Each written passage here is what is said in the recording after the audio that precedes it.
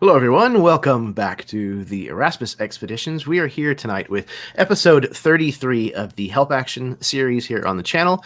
This is a show that I do where I invite a guest on. We do a little bit of an interview to get to know them a little bit better. We discuss a specific topic, and then we take questions from the audience that we'll answer throughout the course of the episode. But I'm very, very excited tonight because we're going to be talking about prep work. This is something I feel pretty passionate about. And I think it's going to be a very lively conversation because I have a very good friend and guest of mine here on the show. Dwight, you son of a bitch, how are you? I am excellent, you son of a bitch. Fantastic. Why don't you tell people where they can find you and kind of what you're up to? Yeah, absolutely. I am the Big Bearded Nerd. You can find me over on Twitter at Big Bearded Nerd, on Twitch, twitch.tv/BigBeardedNerd21. There's an extra number in there because somebody's sitting on my name and not using it. So it's still a sore point for me. You can also find me on Instagram at Big_Bearded_Nerd.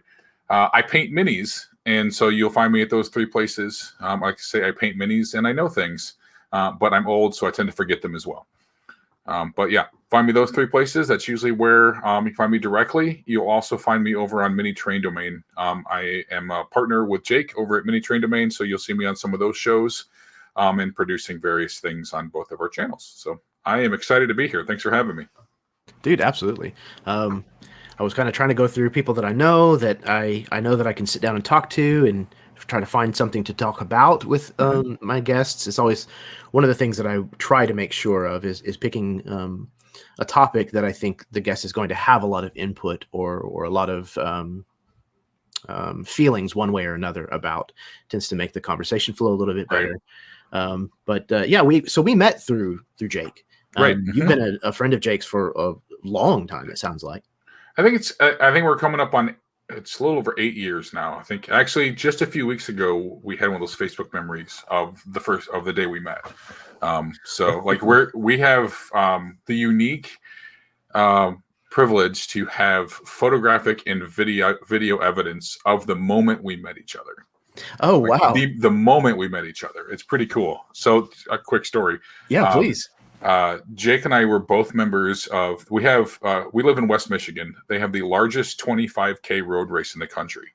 25K, 15.15 miles. There's actually only a few of them. This is the largest one. Been running since sometime in the 70s. But they do a community team, outreach team every year where they pick 10 people from the community of various skill levels to represent the race, and then they train for 6 months with we're sponsored and whatnot. So anyways, I was selected to be a part of that team in 2011 and 2012 during a weight loss journey that I was going through. Jake was selected on the team in 2012 and 2013, same kind of thing. So I got to be really good friends with the coaches and the people. They do all these community events, and usually the previous they call them road warriors. Previous road warriors would come back and train with the new ones. So I went to the first big event, and as I walk in, Brooke, the lady that ran the team, was like, "You've got to meet this guy, Jake. He's basically this year's you." And I'm like, okay. So they introduced us, and people were taking pictures and videotaping it. So because I was the kind of That's funny. We had this, we were both big guys that had lost a lot of weight, and running was a big part of that. But we're also hams. Like we're just, I raised money for charity and shaved my head like Mr. T as an incentive. Like if we raise $2,000, I'll shave my head. Like I'll run the race with Mr. T hair. We raised like $6,000. So yeah, there's pictures out there of that as well. And if anybody knows Jake's the same kind of thing. He was doing glitter beards and all kinds of crazy stuff. So yeah. So yeah, that's how we met, and the rest is history. So that's really awesome. That's really cool. I love hearing stories about how people met and all that kind of stuff, because it's such a shot in the dark. There's just these paths that just happen to cross at this one moment, and you either continue to go off in different directions, or your paths continue to cross and kind of merge. It's always interesting to me to see how that happens with people. And it's crazy to me because we live one town over. Like we both live out in the country, but he's one town southeast of me. And we commute into this big city. Had never knew of each other or anything like that. Had I not met Jake that day, I would not be playing Dungeons and Dragons in the way that I do today. Jake was my entry into this world. So yeah, if I had not met him, that this whole thing started with he and I just talking in the car on the way to trainings on Saturday mornings for like 3-4 months. So yeah. That's awesome. That's actually one of the questions that I like to kind of lead off with, is when and how did you find the hobby? How did you get into gaming in particular? Was it 100% through Jake? Yeah. So long story longer, like I like to do. I grew up in a Southern Baptist family. Dungeons and Dragons, Satanic Panic. I grew up in the middle of all that stuff. Like even as an adult, like Harry Potter, can't do that because it's witchcraft. So just I always loved this stuff. I was always into sci-fi. I was into fantasy. Read Lord of the Rings as a kid, The Hobbit, whatnot, Star Wars. Loved it all. But there were certain things that were taboo growing up, and this was absolutely one of them. So I grow up. I get a job, start having a family, and just never really knew anybody that was into the hobby until I met Jake. And it'd always been something that was an interest for me, but it never really materialized in a way that was accessible for me until he was just talking about it. And he had been away from the hobby for a while and mentioned it in passing. And I was like, man, if you ever ever want to play, I've always wanted to. And he's like, I've been thinking about getting back into it. We should get a game together. And then we put a home game together, and it was like, boom, gone. I think I played 2 or 3 games and was like, well, I'm going to be a DM now. And and then took off from there. So yeah. Hell yeah. Yeah. That's awesome. So about 8 years. Yeah. Yep. It was 8 years in beginning of February, I think is what the day was. So yeah. That's fantastic. Mm-hmm. That's really, really cool. And it's awesome that the person who brought you into the hobby is somebody that you still regularly play with, and hang out with and talk to and stuff. That's For really sure. cool. Yep. That's another fascinating thing to me is also how people become friends with one another. Right. But also how people found this hobby, whether you stumbled into it or kind of eased your way in gradually over, a number of years. It's always, I don't know. It's not really telling. It's not like it changes my perception of people as players, but it's just interesting to find that information out about people and how vastly different of an experience it is for every single person who's in the hobby. Yep, absolutely. Yeah, it's really, really awesome. Cool. Well, like I said, we're talking about prep work or lack thereof, depending on what your specific approach might be. So I think let's go ahead and get into this. Well, first, first I have to ask Cole's question. Uh-oh. What is the best spreadsheet that you have ever made, Dwight, in prep for a game? Oh man. I used to have so many roll tables. And I still have some, but I'm sure we'll get into this in a little bit in more detail, but I had a spreadsheet for a homebrew game that I made that was for basically kind of like an Olympic style event where the heroes had to come in and compete in these games, and there were these roll tables that were associated with the events, and you rolled this and then this would happen, and so you had multiple rolls for each event, and then you scored points and all this kind of stuff. So it's this very elaborate thing, never got used, but it was a great spreadsheet. So it sounds fantastic. Yeah. Unrealized dreams, my friend. Oh, that's the story of being a DM. So right. Yeah. She didn't ask me this, but I'm going to go ahead and answer because I have a spreadsheet for my upcoming home group campaign that I am very excited and eager for. So it's a Greco-Roman themed game. So I have my pantheon for the world listed out and all of the PCs like as a cross section, a matrix, if you will. And basically each cross section is the relationship between that PC and that specific deity. Okay. Yeah. And so I can go through as we're running the game and update all of that, and just using like hostile, unfriendly, indifferent, helpful, or friendly and helpful. It's like, different reactions that they use. So I'm really excited to implement that throughout the game. I like that. I also am a big spreadsheet nerd. I'm a big fan of anything that helps me quick reference stuff. So Quick reference is key for me. Yeah, absolutely. I agree. I can't run a game without a DM screen because I utilize a lot of those things, and I typically print them out. Like, especially if I'm running at home, I don't have my laptop open. I'm usually, just behind pen and paper, that kind of stuff. But I love having a DM screen that has the insert pockets. All the insert pockets. Yep. Yeah, dude. That's I have a custom one that just let you print off whatever you want, have those slide those in with a map and all that stuff. Yeah. That's awesome. I have one. So. I can't remember who makes it, but it's called the world's best DM screen or something like that. And it's almost like the outside of a 3-ring binder. Okay. There's just like 4 parts of that attached together. And I love it. It's fantastic. Yeah. Okay. So all right. So we're going to start with the big cheese here. Okay. The hottest take of this hot button topic always seems to be whether or not heavy prep or light to no prep is best. Now, obviously, improvisation is a tool that every GM needs to have in their utility belt, regardless of their level of prep work. But aside from the amount of improvisation that you might have to facilitate these 2 different approaches, no prep and heavy prep, what considerations should be taken when choosing your level of game prep? I think the biggest thing you need to take into account when you are working on prep is the amount of frustration you're willing to deal with.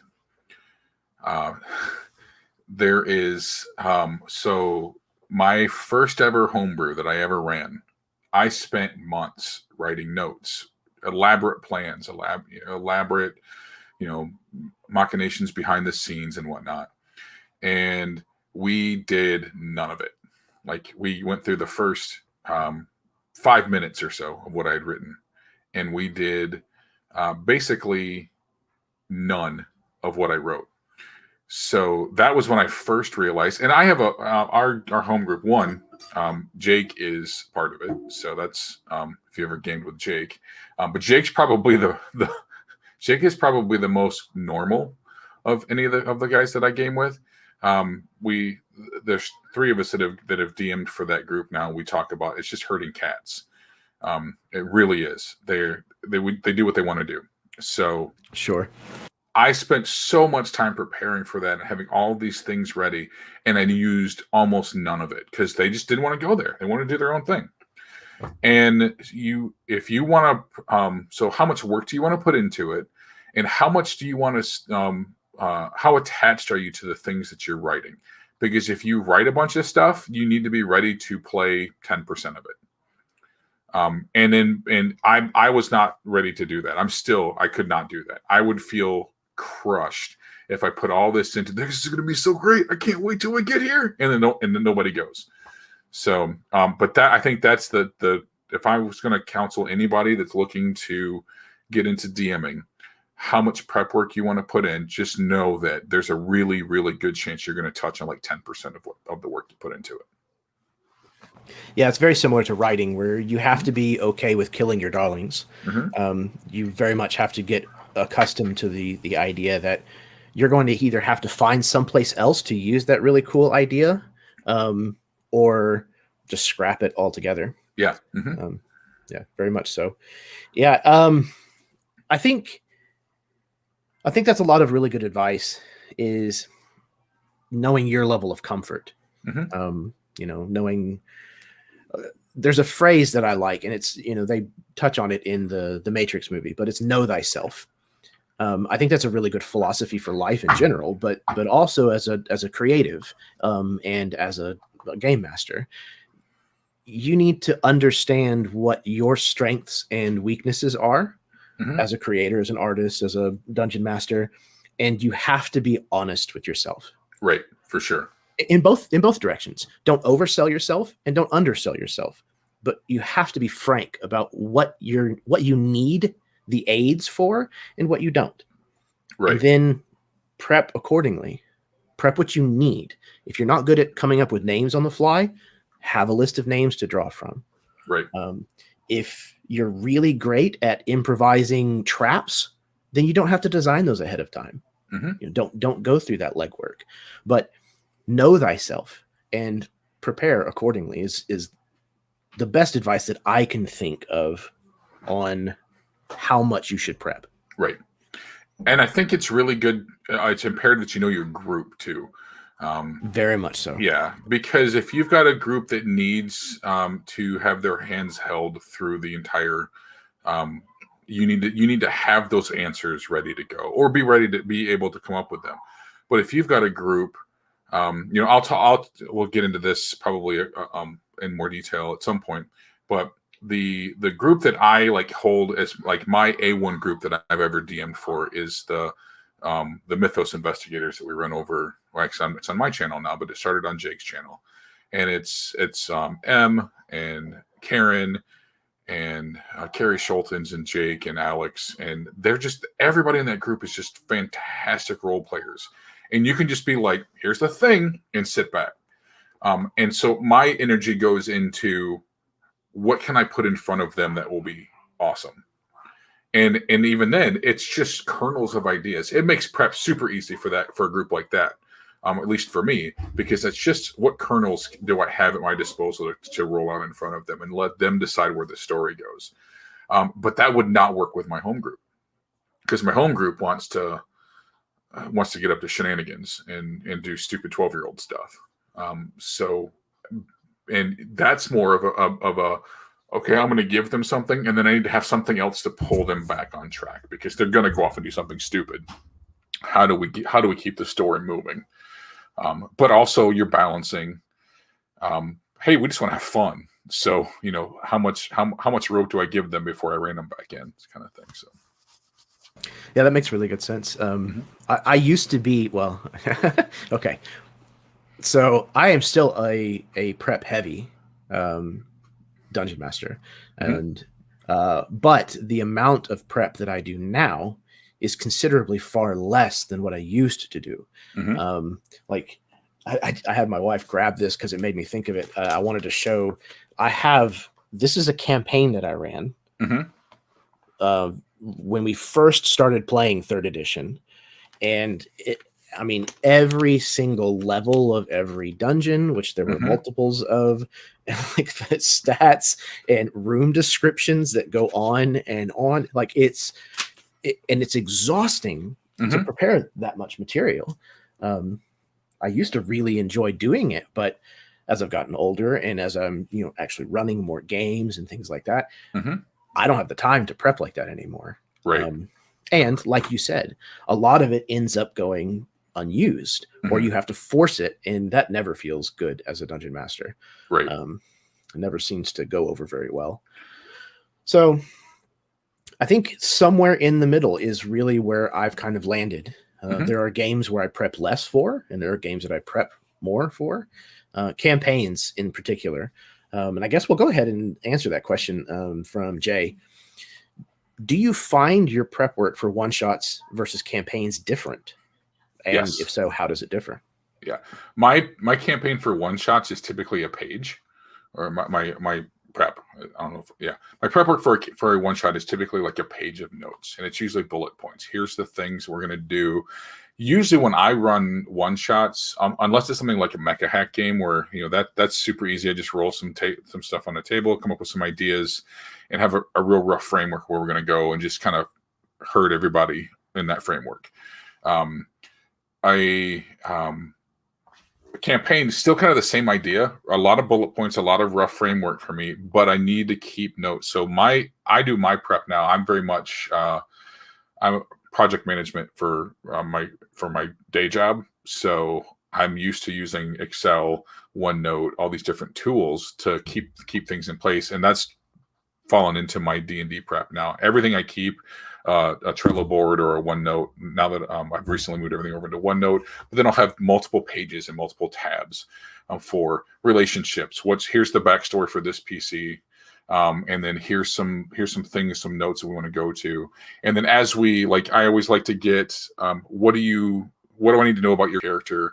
What do I need to know about what you want to get out of this game? And those are all bullet pointed in my character notes. And then I'll just add to those as things develop in the story. So you always have that. But I still don't do a lot of, okay, I need to get this to happen. It's more organically like, here's some cool things that we want to do.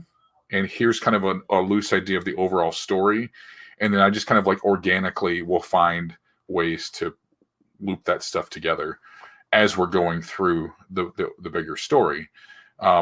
And I don't write a lot anymore of my own campaigns. I typically like to adapt things that somebody else has written, because I find, you talk about the time you have to do this. I don't have time to write a whole lot of that stuff right now. So to take somebody else's story, pull pieces out of that I like, and then weave my players' wishes into that story, to me is my preferred way, most enjoyable way. Yeah, I would agree with a lot of what you said, and I have similar approaches to a lot of the different points that you touched on. And for me, the major difference between one shots and campaigns is my prep work for a one shot is definitely railroaded. Mm-hmm. I can take the same one shot and run it for any group of characters. It doesn't matter. Their backstories don't really come into play. Their relationships with one another doesn't necessarily come into play. And I usually have everything kind of built into the very beginning. This is who you are. This is who you're working for and what you're doing. And you're just about to walk in the front door of whatever you're going to do. Or right. You start in media res, right in the middle of the action. And then, then there's a natural progression from whatever's just happening to a little bit of dialogue. And then it ends with a boss fight, essentially. And I don't prep anything more than that. Now I do get, the bad guy's stats and all of that kind of stuff done typically. But it's a bulleted list of one page, and that's pretty much it. Aside from whatever art that I might have gathered.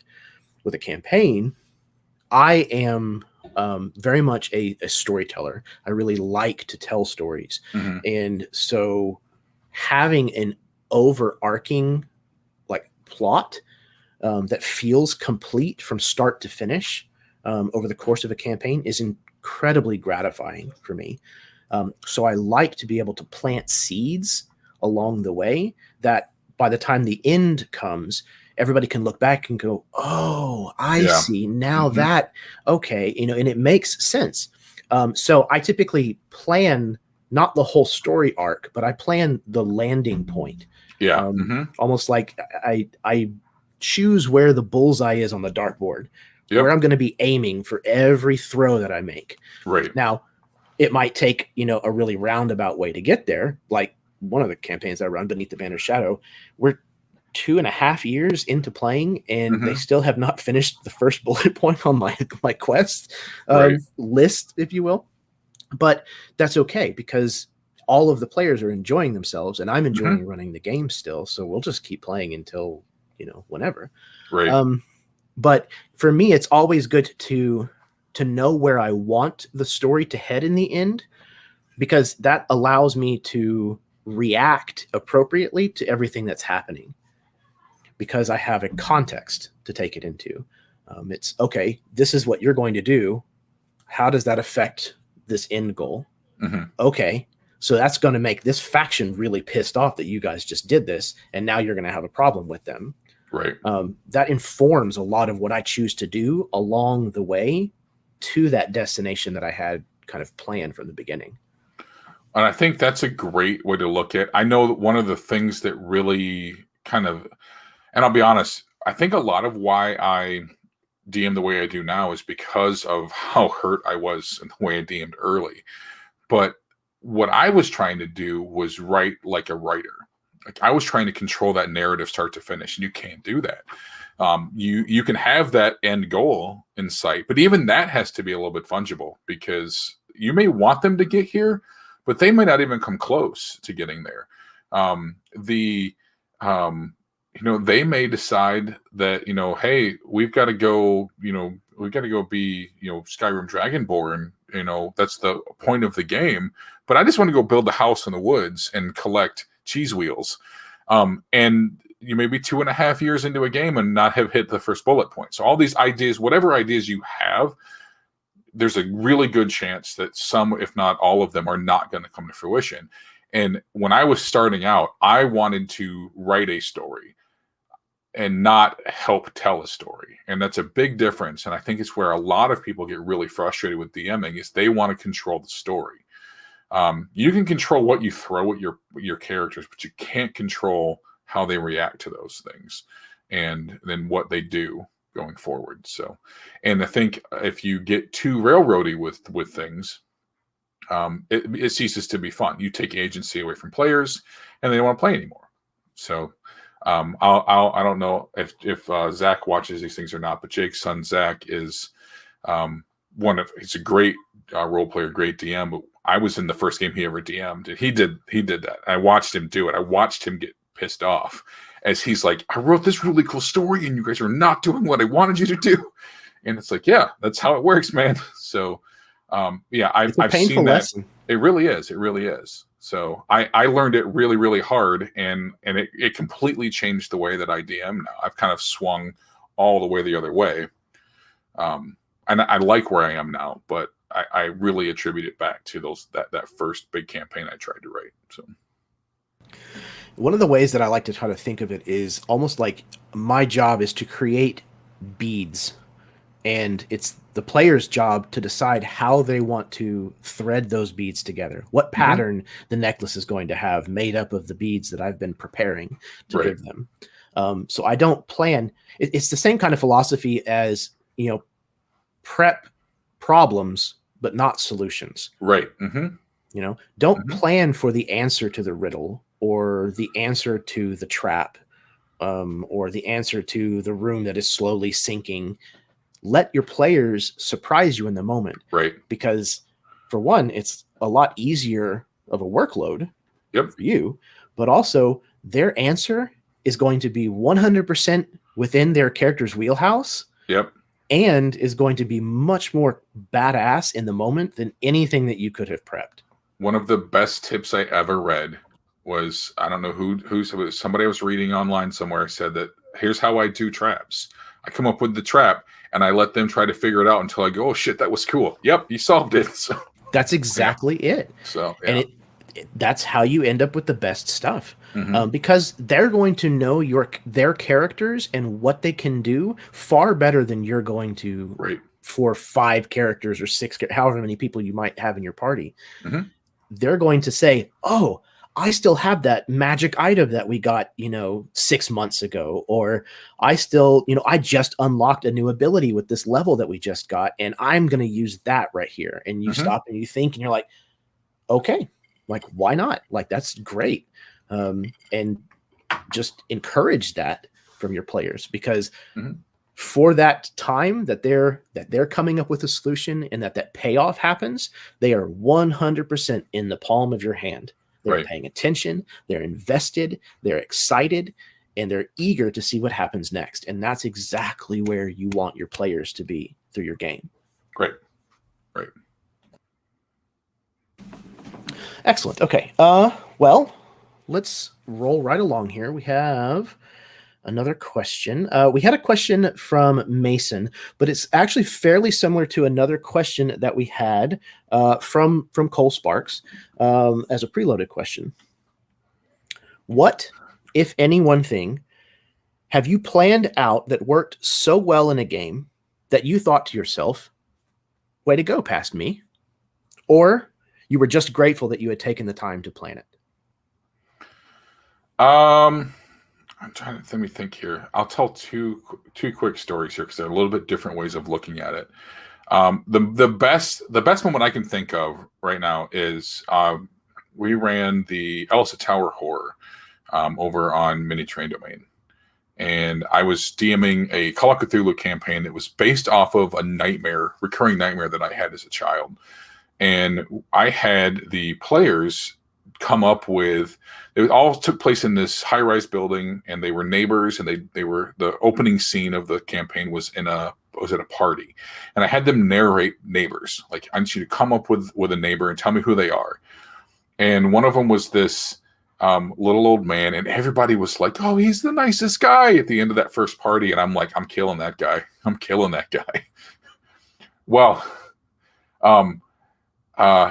I came up with this really devious plan to have him. And again, this is Call of Cthulhu, so really dark stuff happens in this game. And this was like a Silent Hill meets Call of Cthulhu meets My Childhood Nightmare kind of thing, where like this building had wound up in this alternate universe, and it was really dark, and dark things were happening. So I wanted them to find this guy, and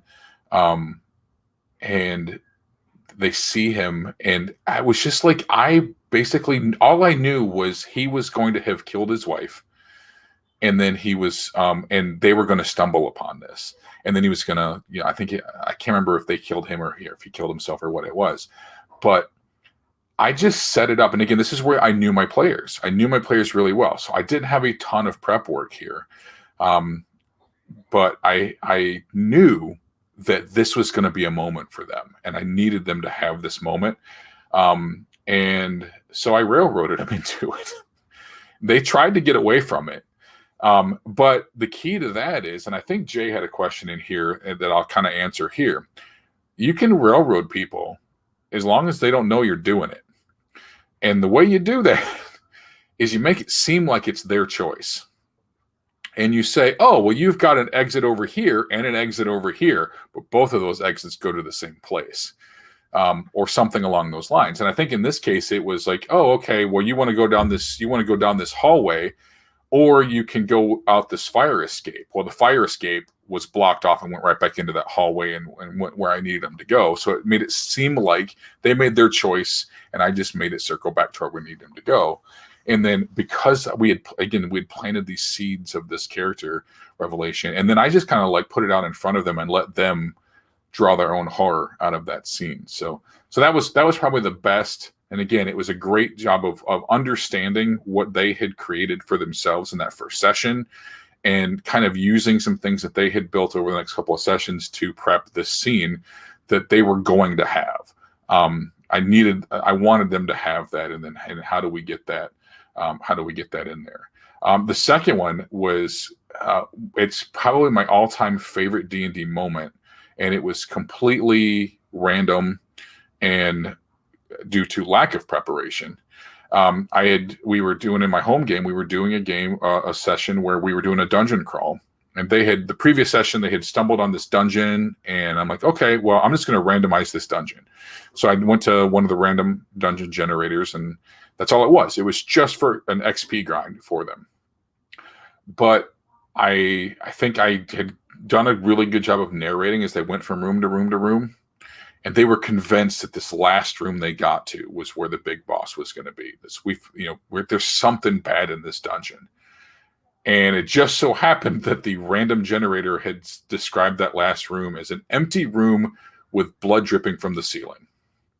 And so when I'm describing this, they were just like, "Oh, here we go." And so I'm like flipping through the monster manual, trying to find something cool for them to fight, because there was nothing. It was just a cool description and a random generator. So again, being able to, because I didn't prep, that was a really easy. It's like, I don't want to design a dungeon, so I'm just going to roll this thing up randomly. And there was not related to our story at all. It was just a cool, let's roll some dice night for us. And but yeah, so that's the two, maybe not exactly what the question was, but the two things that I remember the most having to do with prep and how those things went. So no, I think that's a perfect answer. I think if I had to answer the thing that I think I put the most prep work into, that felt like it paid off in spades, was the Clue game that I ran. It's still on the channel here. You can find it if you go looking. But I ran a Clue game for Tim Carney, Lisa. I am blanking on her last name, but it might be because it's Scandinavian. Mm-hmm. And then Alex Brady and Chad Nick, I believe, are the players. and it was fantastic. It was a really, really fun game. Everybody bought in 100%. Everything ran real smooth, and it was, we had different scenes, and there were different clues that were discovered at each of the different scenes, and it ended up making it to where they were all accusing one another. But I had mailed them cards that I had made to look like the clue game character cards and weapon cards and room cards for each of the different scenes, and each of the envelopes were marked scene 1 or whatever, and they had to wait to open them until we got to that point in the story. So everything had to be structured very carefully ahead of time, because I sent it out through the physical mail. But it went off without a hitch, and it surprised the ever-loving shit out of me that it did. And when it was done, I just kind of went, yes, because it felt great. But I would definitely have to say that is my answer to that question. Yeah, I think my thing too is I don't. It's not my style of DMing. So for me, the yes is, man, that was when I can roll that kernel out and sit back and let them go for an hour, that's when I'm like, because for me, we've created something here. So. But again, that's just a personal style of how you like to. I love to play in games like that, like you described, but it's not really how I tend to prep stuff. And like you said, know yourself, know what works for you. Exactly. And yeah. And I have moments in my games, specifically the ones that I run online, where there will be long periods of time where I don't give any input. It's not needed. The players just pick up the ball and run with it, and they don't need any direction, usually because it's a heavy dialogue scene, and it's, a lot of character development and things of that nature. And I'm just sitting back going, okay, that's going to come back later. Okay, I didn't know that about the character. That's interesting. That's going to color some things. I love that stuff. But I like a really nice balance between being able to have something that I've been kind of hinting at or working on, and then it pops and there's that big reveal, and also the scenes where I am completely hands off the wheel and letting them drive. I enjoy both of them equally, I would say. For sure. Yeah. Cool. So I'm going to talk a little bit about heavy prep. One of the downsides that I see with heavy prep method is the more you prep, the less room you leave yourself for adaptability in the future.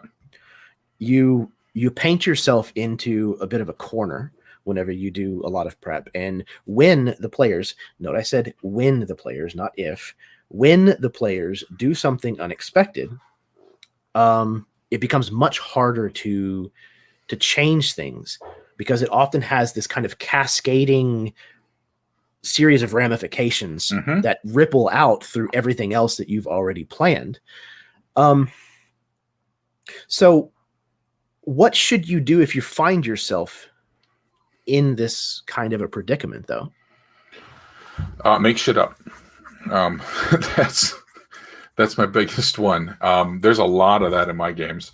I love that topic, because I've seen that it's happened to me. It's happened in games that I've been a player in, where you can see the moment where the DM's like, I was not expecting that, because and it's usually because they've over prepped and they've written this thing. They're like, oh, I see exactly where this is going, because they're in their head. And this is what I would do if I was in this situation. And then it's usually early in the game, and they're like, here's this thing that I'm putting in front of you. You're like, I'm not going to do that. I'm going to do this really creative thing that you never thought of. And you're like, oh, shit. Okay. And then you're scrambling to deal with it. But you need to be able to one of two things. You either need to be able to come up with something on the fly that goes in that direction, or you need to have a way to bring it back. Actually, I know Jay is in the chat tonight. I watched him do this. I think it was really great, where he, in our Star Wars game that we ran the last Sunday, I think he was just putting out there his flavor, but the character that I played, I was just producing this game, but the character that I had played, he just introduced them like, oh, he's over here at the cantina. And then when the shit hit the fan, the players were like, we got to go save that guy. And it's like, I don't think that was what Jay intended. And so he did a really good job of like cutting it off. It's like, oh, if you do this, it's pretty clear if you do this, you're going to get messed up. There's a whole bunch of stormtroopers in here. I don't remember exactly what he did, but it was like, I'm just going to shut that door real quick. And because we were about to go somewhere that he clearly did not want us to go. And he did a really good job of narratively saying, nope, you can't go there. And being able to do that without it feeling like a no, you can't do that kind of moment is tough. It's going to happen. And I think that whether it's a high prep thing or just, I never thought of that thing. Those kinds of things are going to happen. But I see it happen more with high prep where it's like, because I think that's the danger. There's pros and cons to both ways. One of the biggest cons to high prep is setting yourself up for, I didn't think of this, because you were so inside your own head when writing those things, those prep notes. So, yeah, and it will bite you in the ass eventually. Mm-hmm. And that NPC that they were supposed to get that crucial piece of information from, that they walked in and shot in the head because they just they're players, and that's just what players do. They perceived some kind of grievous insult and just decided that that's how they were going to respond. Yep. You can see that when that happens, and I've been there, and that's why I recognize that look, that kind of deer in the headlights, like, oh no, like my entire world has just come unraveled. And not, I promise this was not a trap. But you did that to me in my game that I ran for ACK Online this last year. And I just didn't understand the abilities of the player characters well enough, and I threw a cyborg at you guys, and your character had an ability to literally shut down machines. Shut it down, yep. And I had to roll one saving throw, and I rolled abysmal, and all of a sudden, the main boss for the one shot was taken out of commission. And I'm like, this was supposed to be what ended the session. My page is blank after this. Yep. I don't know what to do. And so it's not even just something that rookie dungeon masters do. It just, sometimes you're going to get caught with your pants down, and you have to be able and willing to adapt on the fly and move and wing it. But even then, sometimes it happens. There's nothing to be done about it. It happens because the best part about this hobby is it's coach storytelling with people with good imaginations. And you're never going to be able to think of every possibility. And to me, that's what makes it so exhilarating sometimes. It makes it incredibly frustrating at times too. But yeah, I think it makes it great more often than not. So yeah, for sure. And a lot of that, I think, can be hedged with player choice, understanding the makeup of your table, the psychology and the play style and all those kinds of things. And also, especially for campaigns, I don't do these for one shots, but especially for campaigns, session zeros. That's where you can iron out a lot of the wrinkles of expectations, like, whether it's going to go this way or that way. Oh, these guys really want a silly, high octane heist type game. Okay, that's going to tell you what kind of things you need to prepare for. Right. And the more that you lean into that, the better response you're typically going to get from the people who are playing the game. Yeah, I actually had that specific issue. One of my favorite session zeros just a couple weeks ago with M. Davies. They were running a group of us through Spire, and I've never played Spire before. And they were going through where do you want to start?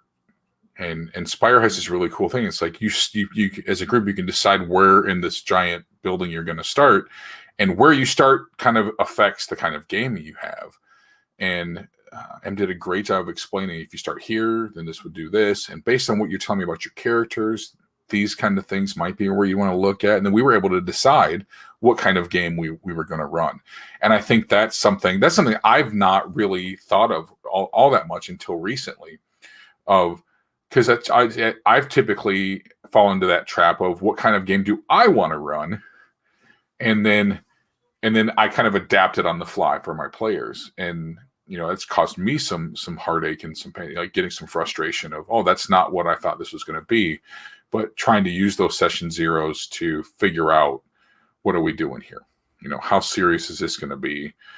Is this going to be a Lloyd Collins Iscloft game, or is this going to be goblins running amok in the Underdark for my home game? What are we doing? So. Yeah, very much so, and I'm very eager to play that Spire game because I think they did a really good job of laying a strong foundation for the characters and how the characters are connected into the world. Right. Which, going back to kind of what I said earlier, like with a one shot, for me, it doesn't matter the group of characters that are playing. Mm-hmm. It could be 5 halfling wizards, or it could be a very eclectic group. It doesn't really matter. But with my campaigns, that's completely not the case. And especially the last several years or so, I've started to where I give my players a lot of homework up front. And it catches a lot of people off guard because it is a lot of legwork. But I get NPC connections, PC connections, secret. If they want to give me a trinket, and then I draw up a questionnaire that is full of it's from they're questions that are from they're not from Dread, but they're styled after the Dread RPG. They're very pointed leading questions. And what I have found is that gives me a laundry list of things that I can pull from that I know will get investment from those players later on. And I can even if it's not something that I end up using in the game, it at least has informed the player about something else going on with their character, how their character responded to a particular event that will then inform the way they play the character, because they're going to understand more. Oh, my character is this kind of person. They ran away from home at a very young age. So now that will change the way that they're going to react to things throughout the rest of the story. And I have found that makes my prep a lot easier because I can go to those documents that have all that information and draw directly from the information that they gave me and build a story that connects several of those elements together. And I know that it's going to get their attention because that's what they wanted to see, because that's what they were giving me. And there's also another thing that I started doing several years ago. And there's a video where I just describe the process called COPE, and it stands for Commonalities of Player Expectations. And at the very beginning of the game, I will ask all of the players. It's better if it's done anonymously. And I ask them, okay, what does this need to feel like a Dracula story to you, a vampire Transylvania? Tell me what kind of things you're looking for or wanting to experience in the game in order to hit those notes. And somebody will say, oh, there needs to be fog, or I want a carriage chase, or all of these things.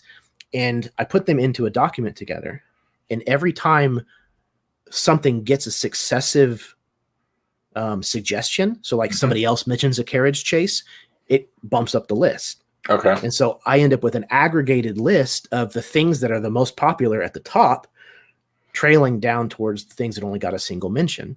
And that's my litmus test. I go back to that and I say, oh, damn, I haven't done a carriage chase yet. And that was, second on the list. I really need to throw that into the game. And so I'll start looking for a way to put that into the game. And it helps me fine tune the story and what I'm doing to specifically what they were looking for at the very beginning of the game. I think,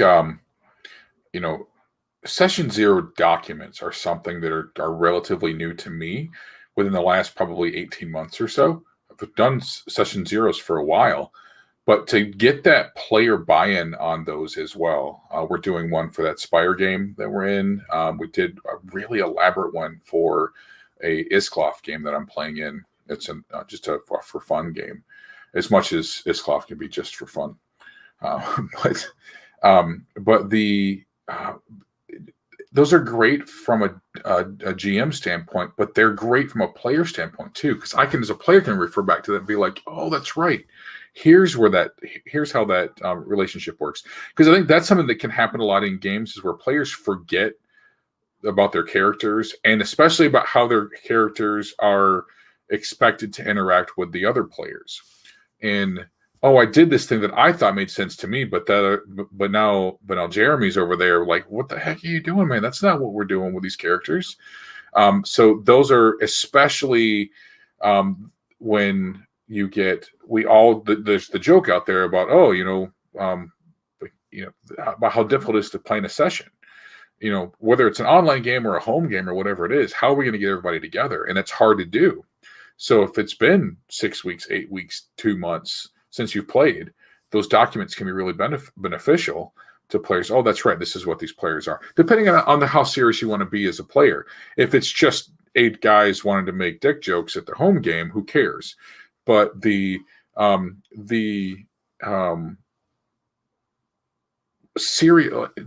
you get more serious about your games and your players, those can be really, really impactful and beneficial to your players to be like, oh, here's the relationships that we have.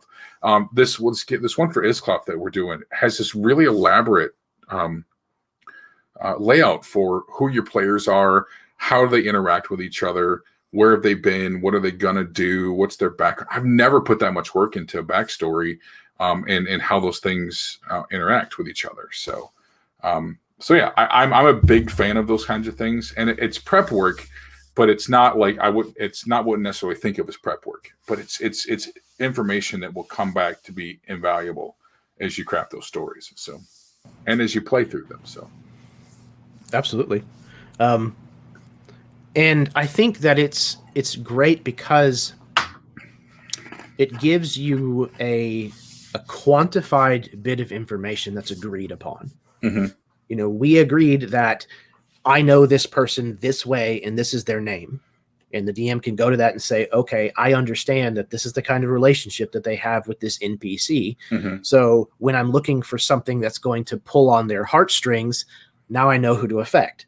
Right. I'm going to go and I'm going to threaten this NPC. So that's going to grab their attention very, very quickly because they have a positive, loving relationship with this NPC. Right. Or if they have an antagonistic relationship with a place because they had to run away because they broke the law or whoever knows what. Well, now you know where you have to force them to go in the story in order to create that conflict that you're constantly chasing. Right. Right. And as a player on the other side of that, looking at that whenever you remembering or refreshing your information or your refreshing your memory on it by going back and looking at that document between sessions and things like that is very helpful, because then when you're forced to go to that location, you can go, oh no. Mm-hmm. And that's no longer I have to think about how my character is going to respond to this given situation. It is a gut check reaction because you understand your character better. For sure. Yep. Awesome. Good stuff. So good stuff. That actually rolls right into one of the other preloaded questions that I have, one that came from Keel Adam. He asks, how much do you prep as a player? I probably prep more as a player than I do as a DM. I love to. I think I'm a failed actor at heart. Like I'm a writer. I love to get inside the head of whatever I'm doing. So backstories. I write elaborate backstories, even for one shots that no one ever sees. They're just for me to access that player. And it's interesting. I was actually talking to Jake about this not too long ago. Just the way I play a lot, especially with online games, because so often you're playing with people you don't know, and I'm not a spotlight hog at all when it comes to playing. Jake's probably spitting out his coffee or his drink right now when I say that, but because that's not me personally. But it's not me as a player. I don't like to be. I don't feel comfortable jumping out and like taking the lead in role playing games. When I'm with a new group, the more comfortable I'm with the group, the more comfortable I'm with doing that. But I will write a character that has a backstory for why he's sitting quietly in the corner, observing things. because I need to know why he's doing that. Because I feel like if I'm just, especially for streamed games, if somebody's watching, they're like, why is he just sitting there not saying anything?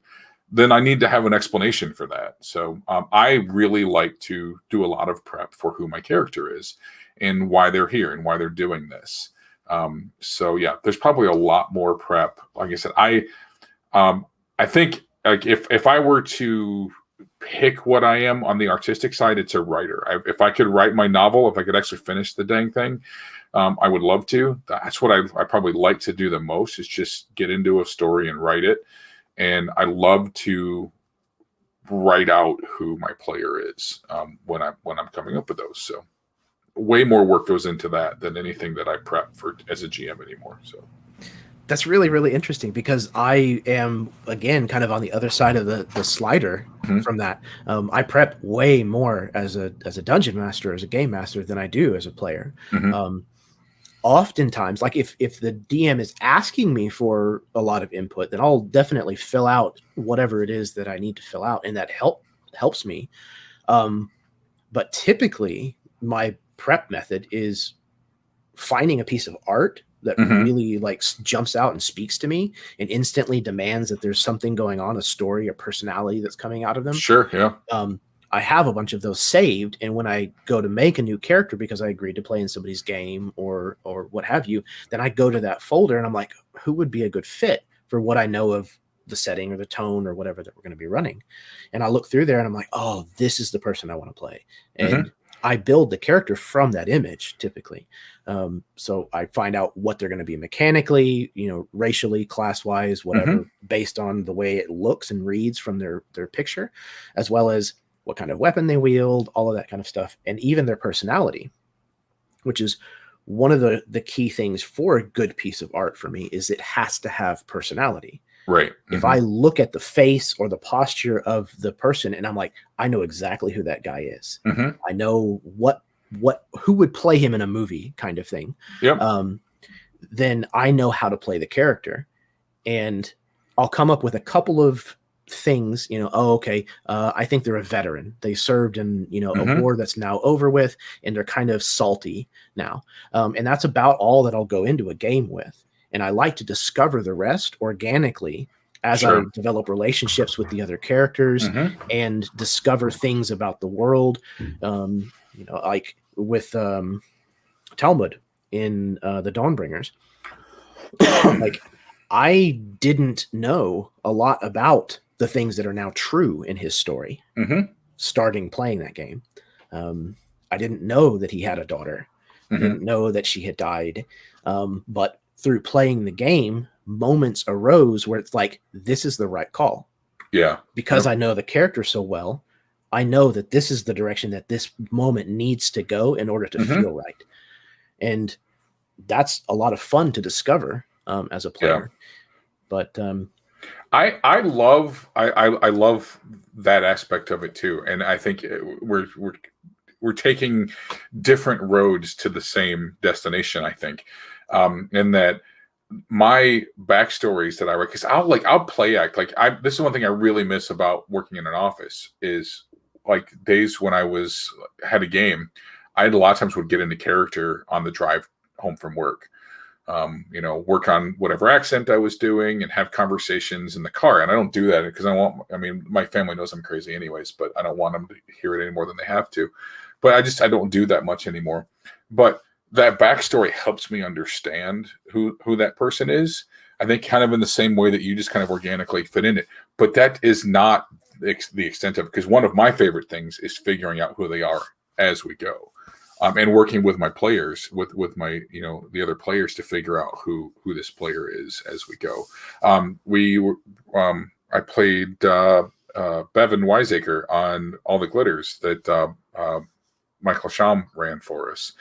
And he started off as this real gruff and, kind of this quiet loner kind of character. Again, I wasn't comfortable with that group when I first started. So I played this kind of, I wanted somebody that there's a reason why he would be quiet.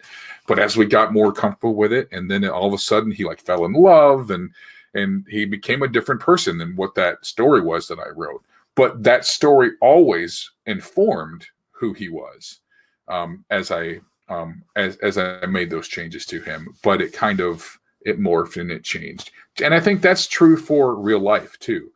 If I was to write my story 3 years ago, that story would inform who I am today. But what happened to me in the last 3 years would probably change some of the ways I even see what I wrote 3 years ago. You know, a lot of what we consider facts are fungible because of perception, I think so, and can be changed by the things we go through. So. Absolutely. I mean, we're nothing but a series of experiences wrapped into an amalgamation, and everything that we do passes through a filter of all of those experiences, and is colored one way or another based on what we've been through and experienced in life. That's why you can read a book. Two different people can read the exact same book and walk away with a very different interpretation of how that story came across, whether it was good or bad, or what their favorite part was, or what have you. And I think that's a good thing. That's very important, for sure.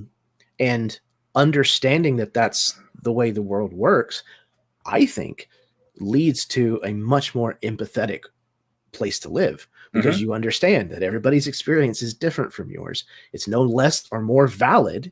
It's just different. Sure. And that changes everything that you do. Yep. But I think also, going back to the thing that you mentioned about characters that change through the course of a game, that's just good storytelling. A character who is the exact same at the end of a story that they were at the beginning is an uninteresting character. Right. And typically an unimportant character. Right. For sure. So it's a movie I turn off of Netflix about halfway through. Yep. Exactly. This jackass is not learning the lesson. Yep. Whatever. Like, I'm no longer interested. Yeah. But if they're making a journey of character growth through the story arc, that's infinitely more interesting to watch. Right. So, yeah, I think that's a good thing. Leaving enough of your characters malleable, and this is a thing that will pair right into advice for a GM as well. Leave parts of your contribution malleable, so that you can adapt and change to make it better fit as the game is developing. Right. For sure. Absolutely. Okay, we're going to go ahead and take Mason's question. What was the favorite thing that you prepped and then had to modify? And when it got modified, you liked it better than your original idea? Oh, man. That's a good one. That's a really good one. Let me think about that for a second. It's a little hard because so much of what I do is intended to be improv as I go. So I probably think back a little bit on this. Actually, one of the things I liked, I had the first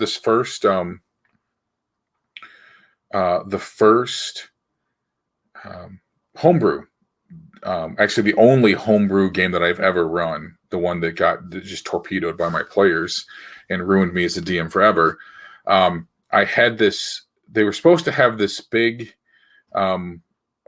confrontation with this wizard that was going to be way overpowered. He was going to be the big bad guy, or related to the big bad guy at the end of this story. And they were going to see him, typical, you see the guy that's way out of your league, and you're going to confront him, and you got to work for a long time to get back to him, kind of thing, kind of story. And the idea was that they were going to confront him and realize that it was too much. And then there was, I don't remember exactly what it was going to be, but it was going to be some sort of Deus Ex Machina that pulled them out of it and realized had to go on about their business. And I had this weird, I don't know why it was, but I had this description of him like waving his hand to this blue aura around, or something. No, I'm sorry. This was somebody else, like the quest giver had was seen in the background waving his hands, and there was no reason for that.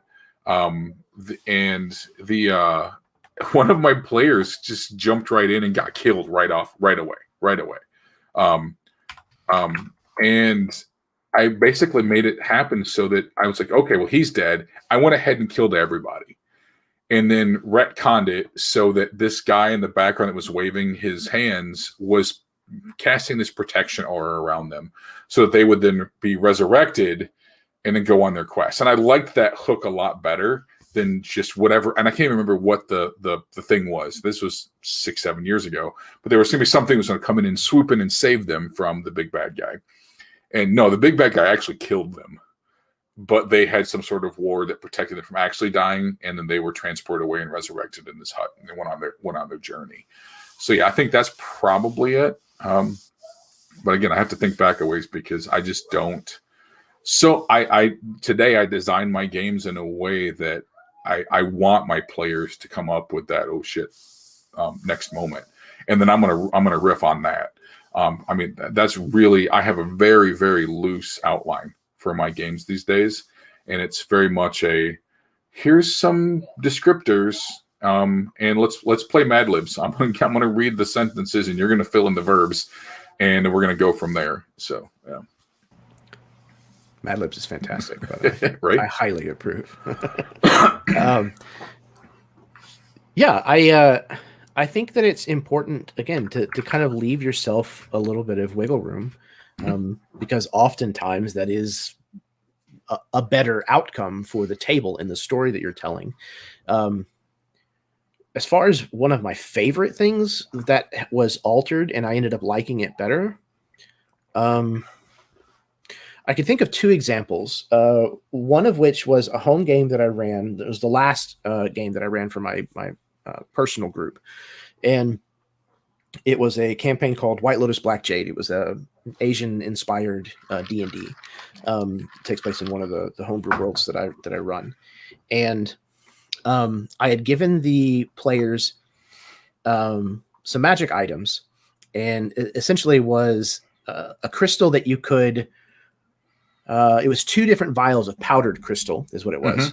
One of them was a push type magical effect, and the other was a draw type magical effect, and they would act kind of magnetic towards one another.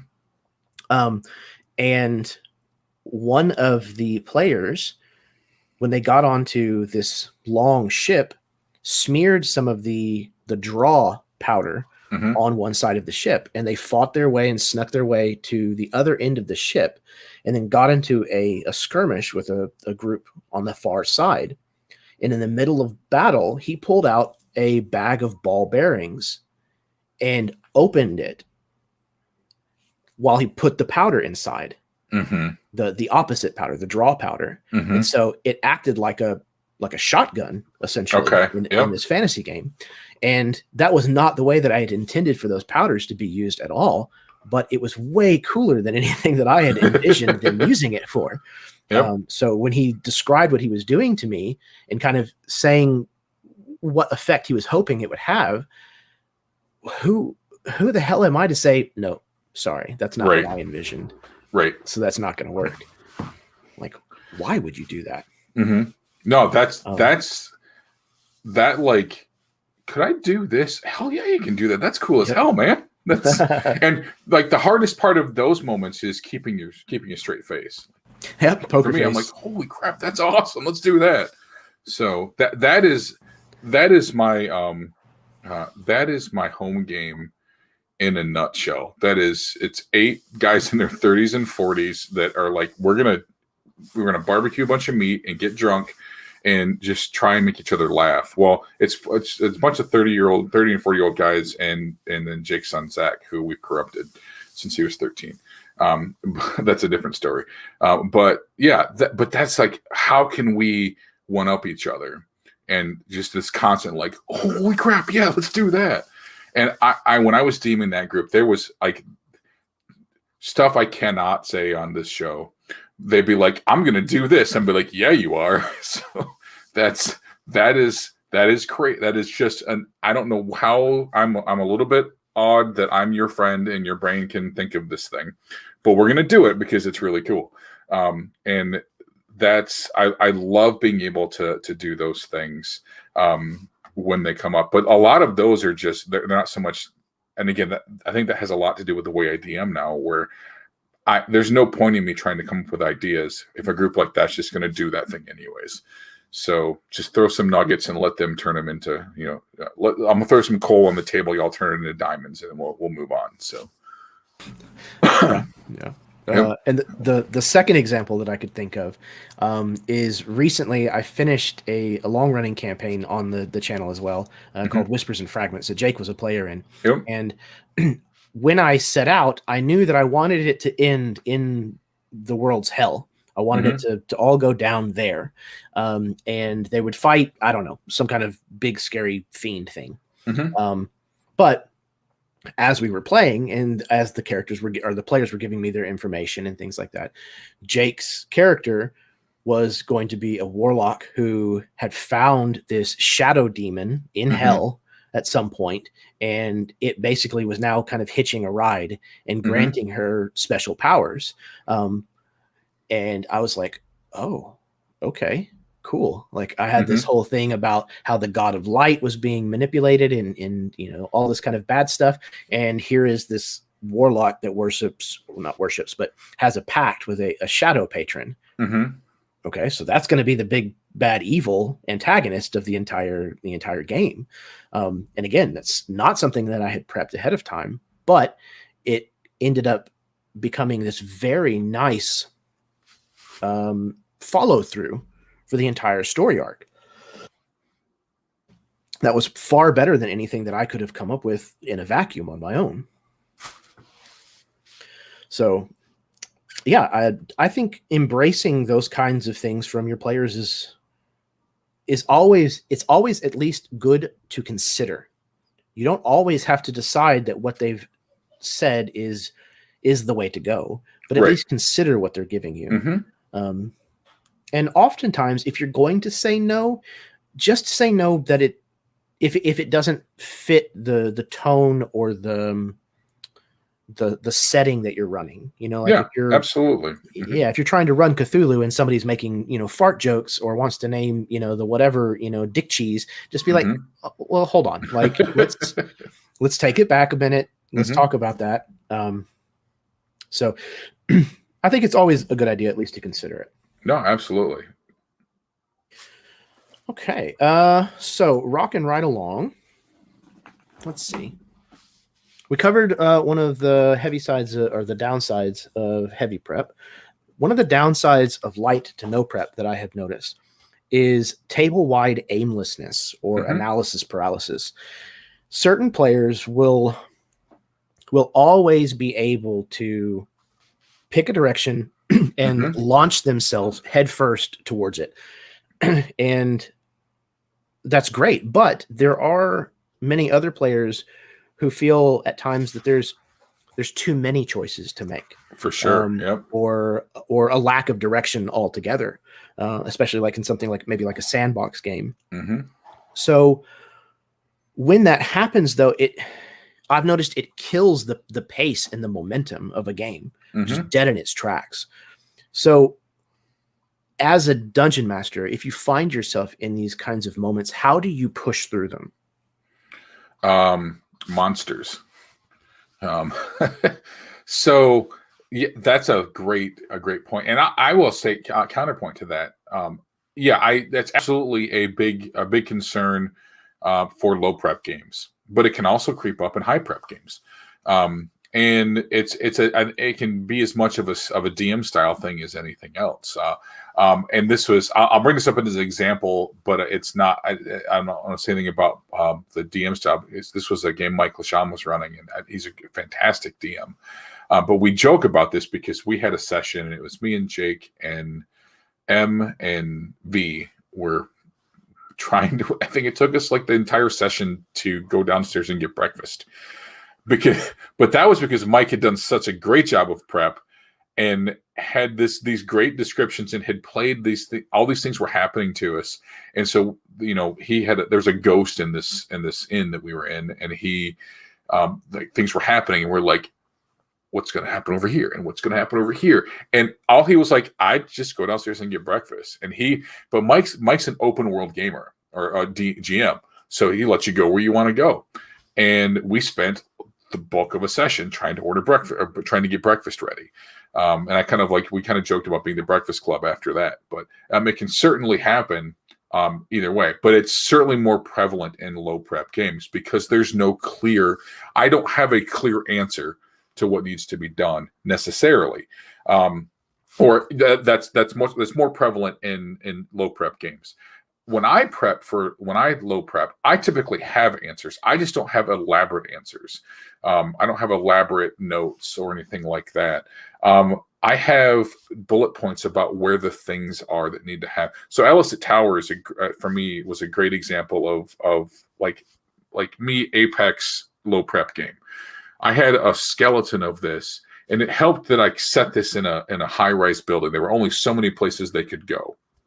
There were points along that story, and that I knew what was in the rooms. And then there were points in this story where I let them describe what was in the room, or I took information they had given me and used that to populate what was in the room. But when they got to situations where, like, oh, what's happening? I'd have some monster come roaring out of a doorway and chase them down the hallway because it's like, you're not getting where we need you to go fast enough. You're not making decisions fast enough. And I think that's like you said, more prevalent in low prep games, but I think it has as much, if not more, to do with DM style and controlling games. And a good DM's got to understand the push and pull of story and pace. And understanding that, oh, we've been sitting here for too long. I need to make something happen here. I need to push this story along. I was playing in the game Wednesday night, and Jake had a mechanic in there where the room started filling up with sand. So we kind of make a decision real fast. We could have spent an hour trying to figure out which key to pick and which door to go through. But no, there's a mechanic that's going to make us make that decision now. That's another high prep game. Jake in this game knows exactly what's going to happen and what's going to go. It's very, very meticulously plotted. So yeah, understanding low prep doesn't mean you don't know the answers. It can mean that if you're not careful. But for me, low prep means I'm not writing the details out. I know the answers. I know the high points of my games. I know where I know what the big options are and the big story points, the turning points in the story. Here's the aha moment. Here's an aha moment. Not necessarily the one, but an aha moment. Here is a cliffhanger. And so much, GMing for home versus GMing on stream can be very different. Knowing when to end the game. Sometimes, I love cliffhangers. I want to. And sometimes I'll end the game 30 minutes early because that was a damn good cliffhanger right there. We're done. This is it. We'll pick this up. And I think a lot of people will suffer from that, where they'll be like, oh, we're going to keep pushing this. We're going to play for another hour. No, it's whether that's a stream game or it's a home game, I'll be like, oh, this is it. Let's go eat. So, kind of thing. But understanding where those things are and how to manipulate the setting that you've given is important. Especially if you're going to have low prep, because like you said, if there's not a clear indication of I have choices, I have door A, door B, or door C, then they're going to sit there all day long trying to figure out what to do. So. Yeah, I think having those kinds of things in your utility belt at the ready is crucial, regardless of whether you're heavy prep or low prep. And there's times where you need to either, like you said, turn the knob on the tension, forcing them to act, or threaten them. Have something comes in that is no longer going to give them the luxury of time, and having those at the ready and understanding when the moment comes up, this is when this needs to be used. Right. That's definitely one of the things that I think I brought to game mastering from doing stage acting.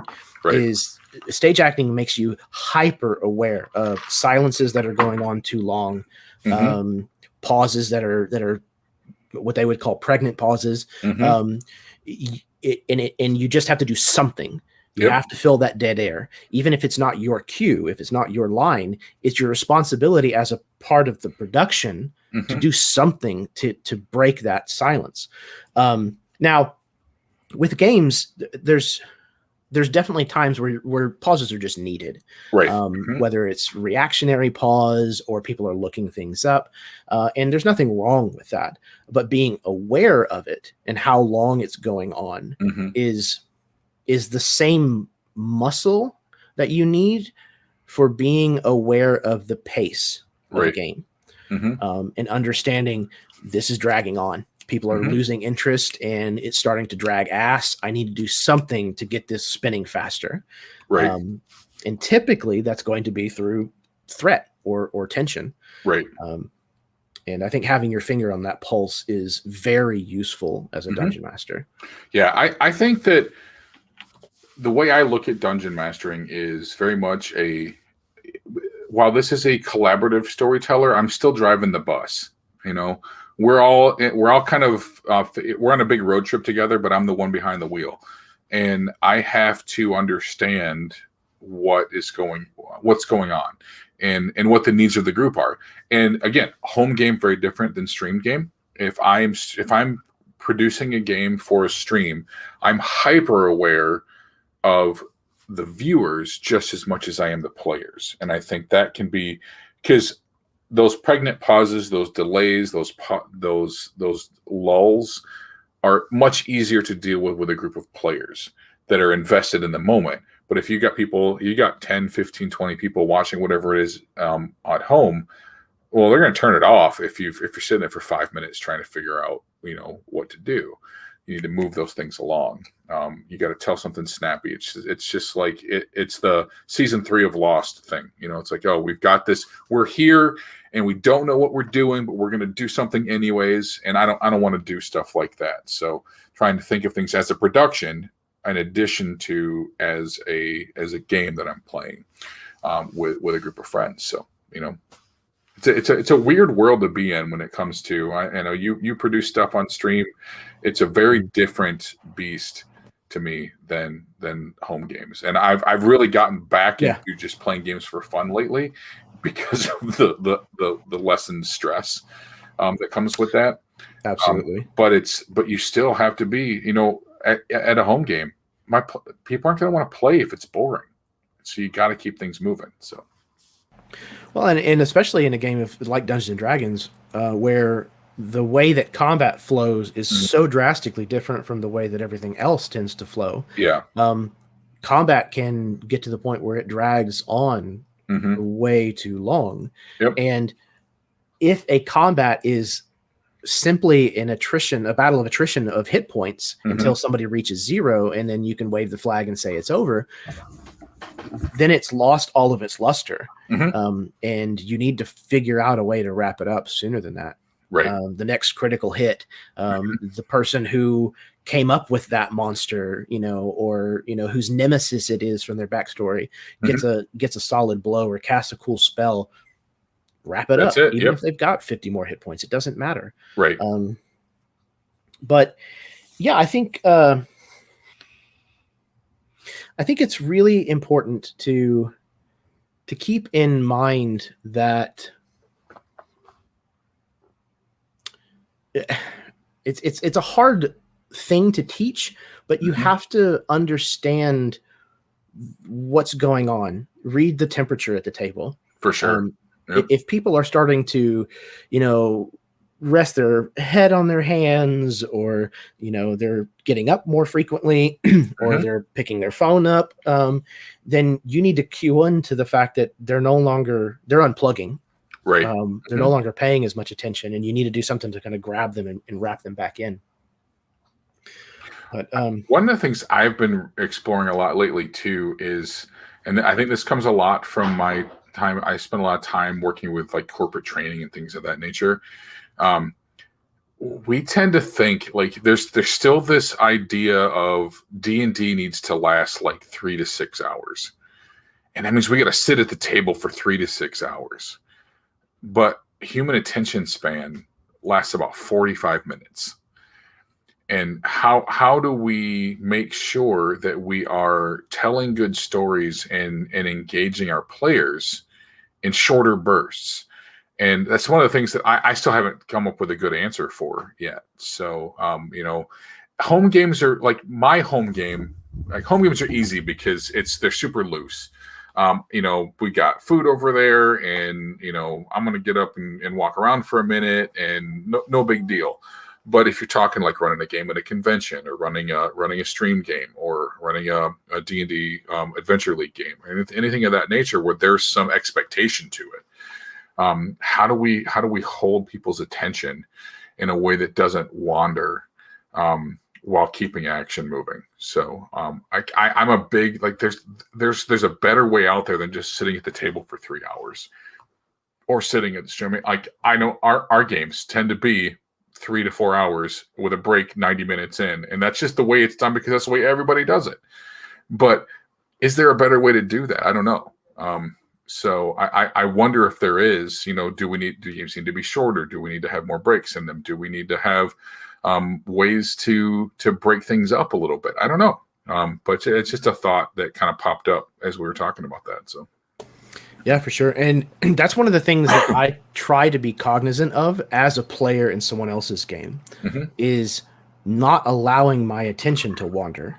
And that's one of the reasons why I am melodramatically reactive in a lot of the games that I play in. When somebody rolls a critical, I, pump my fist in the air, or, if somebody figures out a really cool use for a magic item or an ability that we haven't seen 100 times, I genuinely get excited about it, and I make myself get excited about it. Right. Until the point where I'm so wrapped up in what's going on that I'm actually having a great time, and I genuinely am interested and invested in what's going on. Fake it till you make it.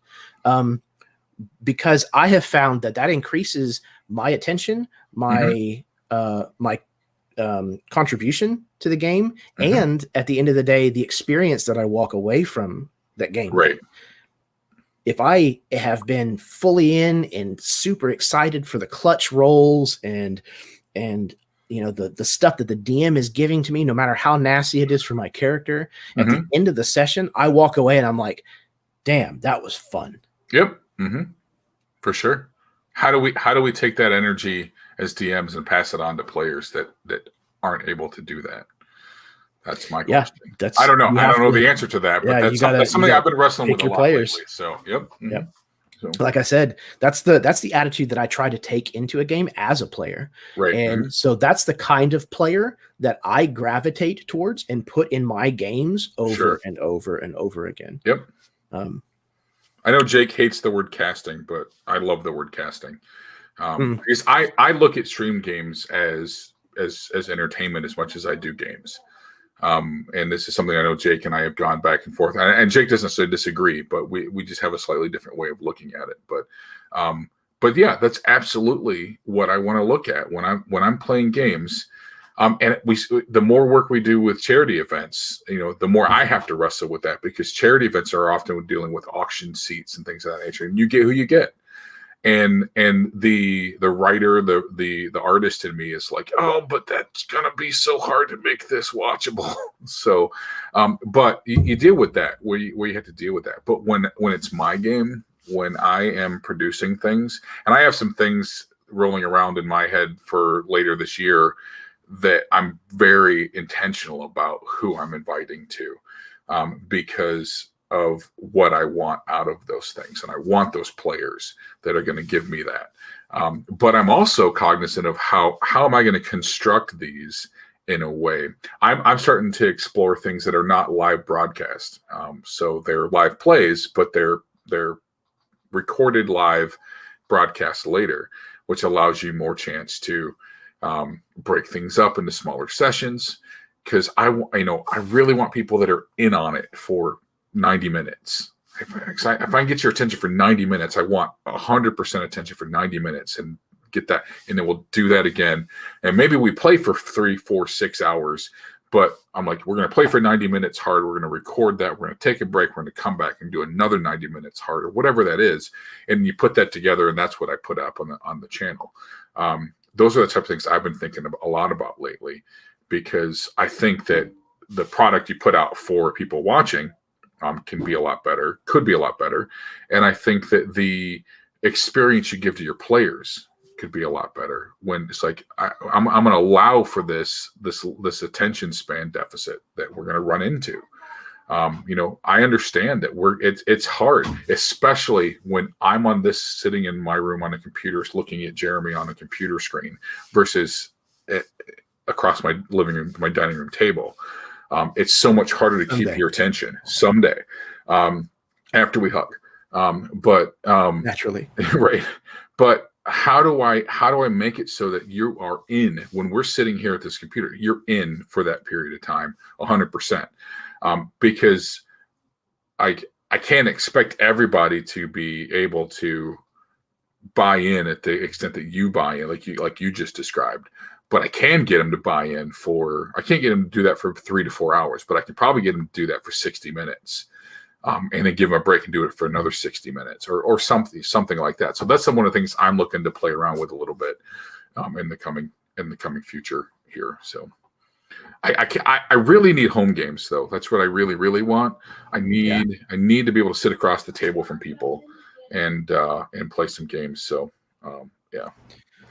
yeah. Our my wife and I dial in virtually to our home group currently, and we've been doing that for the past year, and it is a very different feeling. And I miss being able to see all of them and hug all of them and share a bowl of snacks or whatever.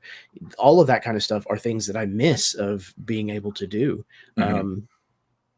And I'm very thankful that up until a year ago that I've had that as a constant in my life for the past, 20, 21 years or whatever.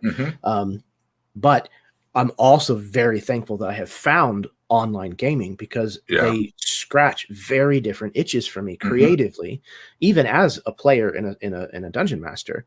And I like having both. And I'm very sorely missing the in-person gaming right now. Yeah, absolutely. It's a thing. I have not had my home game because a couple of the guys one doesn't have internet and one doesn't have reliable internet. And I'm like, well, we're just not going to play because it's not the home game if it's not all 8 of us and, kind of thing. So we've gotten together bits and pieces here and there, but that game is on hiatus until we can sit in my living room and I can smoke a brisket and we can eat ridiculous amounts of food and do stupid stuff for like 6 hours. And we will play for 6 or 8 hours the next time we get together for sure. So someday soon.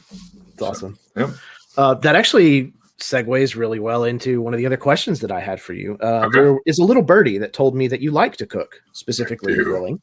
I do. So are there things about the fine art of the grill that you can see applying to tabletop gaming and vice versa? Okay.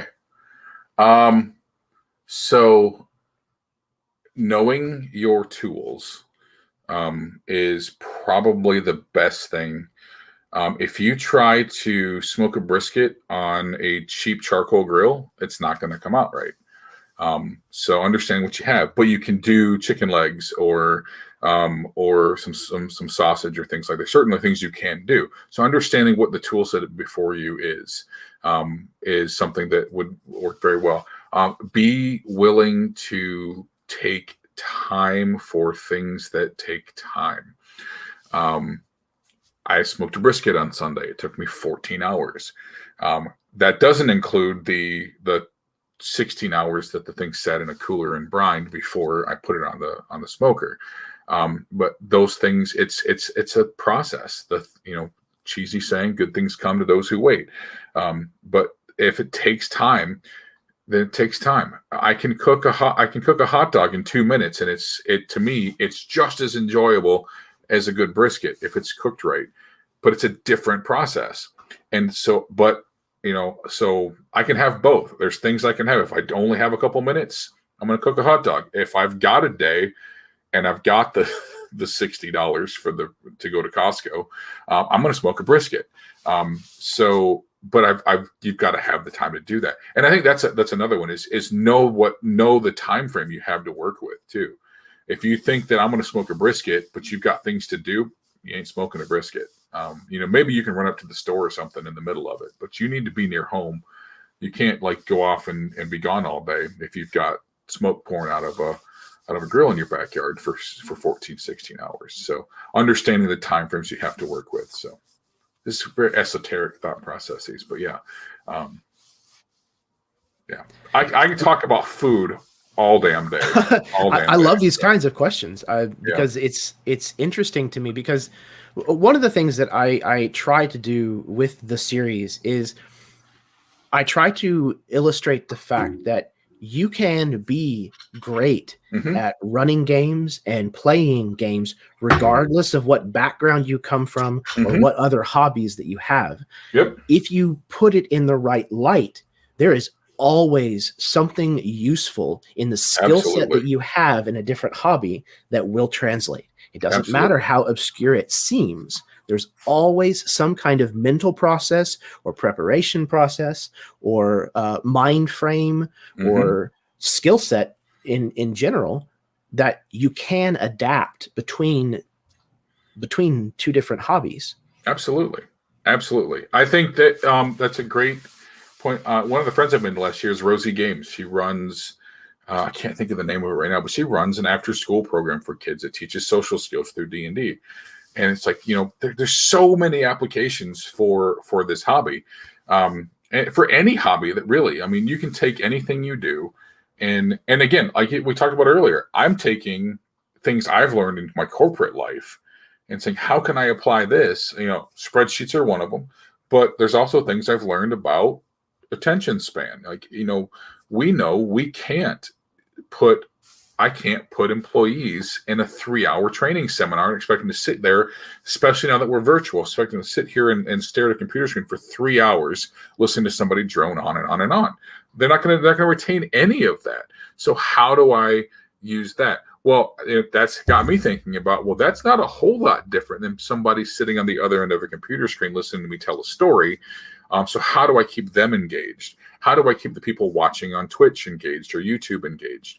So that you can use those skills and those things you learn and bring it, and you can take those things out. I can take those things from D&D and take them back to other areas. So yeah, I agree, and I think a lot of the points that you made about the kind of skill set that you have when it comes to grilling. Every single one of the things that you mentioned is 100% on point. Understanding the tools that you have to work with kind of goes back and feeds directly into what I mentioned earlier about know thyself. Know what you need. Know the tools that you need to have within reach so that you don't have to go looking for something and waste time. If you know that you need a set of tongs, then have your set of tongs out, clean, sitting there waiting for you to just reach over and grab them. It's the same kind of thing. If you know that you're going to be using a roll table from, whatever book, then have that book sitting there. If you know you're terrible at names, have a name generator up on a tab on your computer. Absolutely. Yep. And that's one of those things you learn by doing. That's a thing I learned, I can look at cooking. A lot of those things that I do to prep now, I learned because I'm in the middle of something and I'm like, oh, I don't know how to deal with this right now. So the next time I did it, I had something ready to go. And it's the same thing with DMing. I ran into a problem and, because I was playing the game the other day and this guy's like, the DM was like, I'm terrible with names. I'm like, yep, I used to be too. I'm still, if you ask me on the spot, what's the name of this character? John Smith. I'm terrible. I don't know. But if I'm in a situation where I'm going to be dealing with people, we were dealing a couple weeks ago. I was DMing the Dungeon of the Mad Mage, and they were in this goblin bazaar, and there was all these goblins. They were going to have goblins and bugbears and stuff. And I had a name generator up, so if anybody asks, "What's this one's name?" Click, and I just read off one of the ones that was there. So that's a tool because I've been stuck in that position before. So I don't go and write up the names of all the characters, but I have a tool ready for me to implement or to make use of if that situation arises. And that's when you talk about low prep versus high prep, I think that can be a little misleading, because it's not that I'm not preparing. It's that I'm not meticulously writing out a bunch of things like some people like to do. I do prepare, but I'll call it a low effort prep. It's a maximize my efficiency preparation, so kind of thing. So yeah, and I think that's kind of where a lot of the distinction truly comes down to in this discussion. When I have this kind of discussion with people, most of the time what people really mean by no prep or light prep is that they are not prepping on paper or digitally. It's just prepping up here, which it still might not be as much as somebody is prepping, on paper, but it is still prep. And sometimes it can be even more time spent. And unfortunately, there's certain ideas that I'll get that my brain won't let go of until I tell it as a story or put it into a game. So, yeah, I'm never not prepping. I'll put it that way. Yeah, exactly. Yeah, but I'm not always writing it down. There's all my problem is I'm always prepping, but very rarely is it for the game that I'm running. So, like I've been prepping I've got a Harbinger game I've been prepping for like 9 months now, and I don't even know when/if I'm ever going to run it. But that one is But that's the kind of thing I've always got those ideas, and I think you hit it on the head there. There's like your brain is going, and it won't let go of this thing until you either speak it aloud or write it on a piece of paper. And I absolutely have that all the time. And I have notebooks. I'm terrible about my notes because I've got notebooks all over the place. And, sometimes I'll be like, which notebook did I write that in? I got to go dig through them to figure out which one it was. So, but yeah, my brain's always going. Unfortunately for me, it's not always on the thing that I need it to be on. That can make, and that's one of the reasons why I really like modules a lot lately, because if I have to run something, and what my brain wants to create is not the thing that I have to run, modules make it very easy for me to have something to run. So yeah, that makes sense. Yeah, and I feel that very much. The mind is just always going, and not always where you want it. Like I have said many times, the muse is fickle.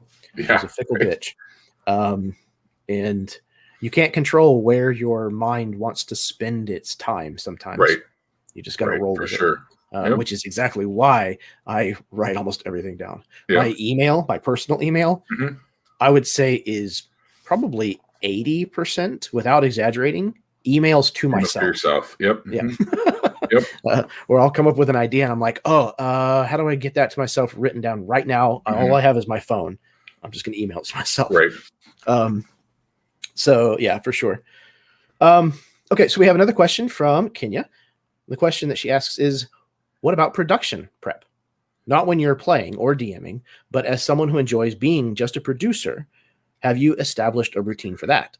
Yes. So I don't know that I necessarily have I probably do have a routine, but I probably just don't understand what it is, but or have not acknowledged it. So this is probably me acknowledging it in the moment. I work from home. If you've watched my paint show or talked to me anytime recently, I've been very vocal about the struggles I've had with working from home in the middle of COVID, because I exist in this spot. I sleep here, I work here, I paint my minis and do my stuff here. I live right here. So everything I do is right here. But when I produce things, I've produced things that I'm not playing, not DMing, usually somewhere midday. First off, as soon as I know that I'm producing it, I start working on the graphic design portion of it. That's the new thing for me. That's been my new always be learning. And this year, last year has really been about learning the Photoshop, the production. Jake's taught me a ton of amazing stuff on how to produce overlays and things of that nature. And so, you work on putting that stuff together. But the nice thing about producing is that, like, once you produce that stuff, then it's either done or it's minor updates to it on a weekly basis. So for me, for example, my when I produce, like Sunday night, I produced Jay runs Star Wars on my channel, and sometimes I play in those games. This week was the first time I did not play in it, and Jay's great because he's really hyper aware of things and he wants them done now. So he's always on me, like, hey, what about this? What about this? What about this? And I'm like, in its own time, I've got my thing here. But on the, usually a day or two beforehand, I'll put together a promotion for it. The day of. What I have learned is, like, with social media, nobody cares until a few hours beforehand. I can put a promo out on Tuesday for something I'm going to run on Sunday. 90% of the people that saw that will have forgotten about it. The other 10% won't remember until I send the reminder on Sunday afternoon. So Sunday afternoon is the time to promote my Sunday night game, because the social media is basically like the guy from Memento. Like, you forget what happened 6 minutes ago. So you've got to be very much in the moment when it comes to promo stuff. But I'll put together promo material. I'll usually I'll update it with title. I'll update it with players and names and any of that information. I'll get it out. So then there is a flow to that. And then usually about an hour beforehand, I'll sit down, go through all of my OBS stuff, make sure that everything's ready to go.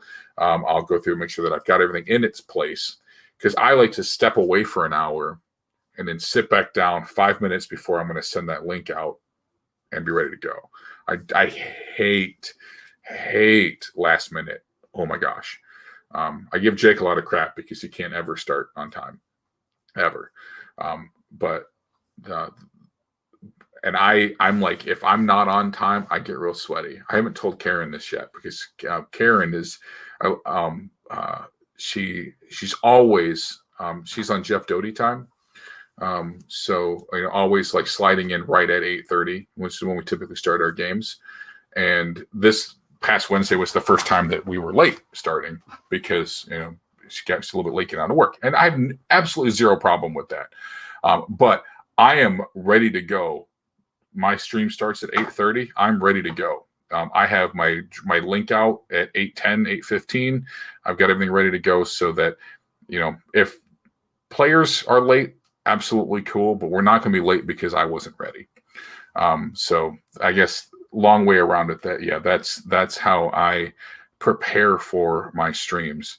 I'm lucky enough to be able to sit in front of this computer all day. So even with my work computer, I have three monitors right here. I've got a big monitor and two small monitors over the side here. I can work and have my PC up over here, so that when I get a break in the action at work, I can throw together some stuff for my promos. My paint shows. I'm always taking pictures of what I'm working on for the night, and I change my promo, my overlays. Every production is a different, slightly different overlay. So I'm changing those real time. So I've gotten a routine down for that as well. So yeah, I guess I do, even though I thought I didn't. But.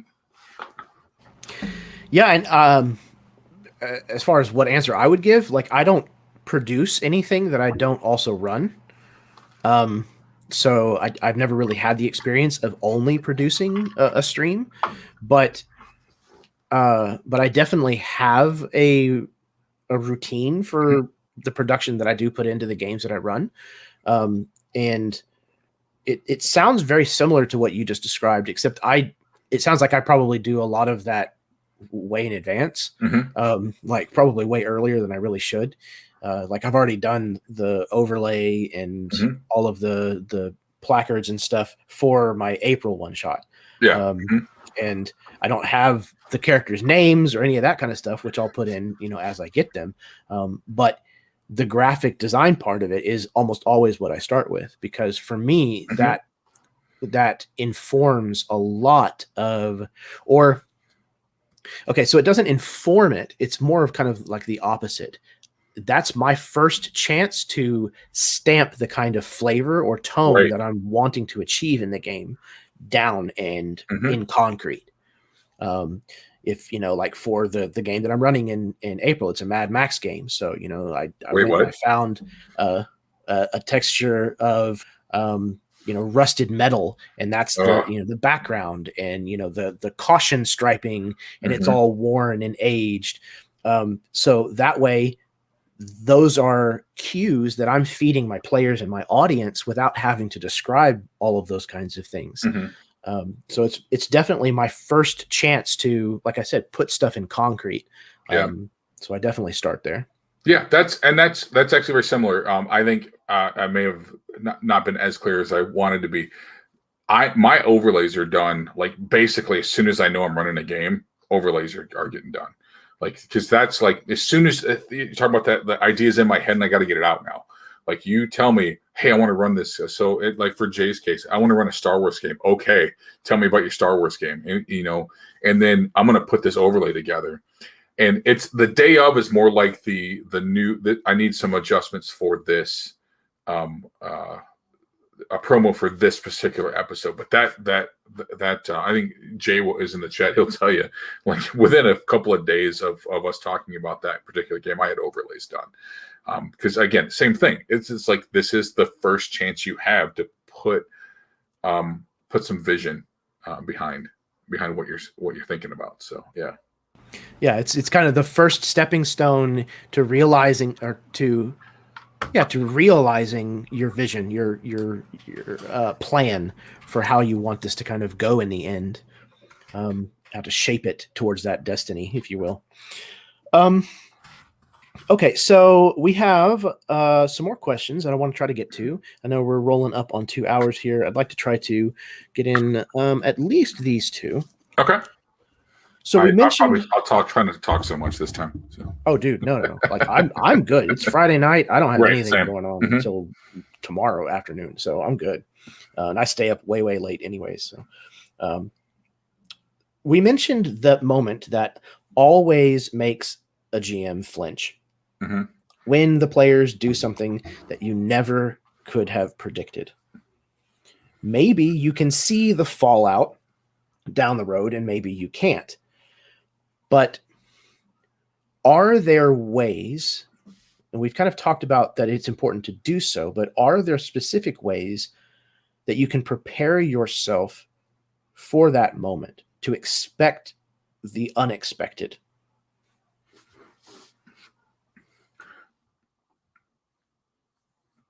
I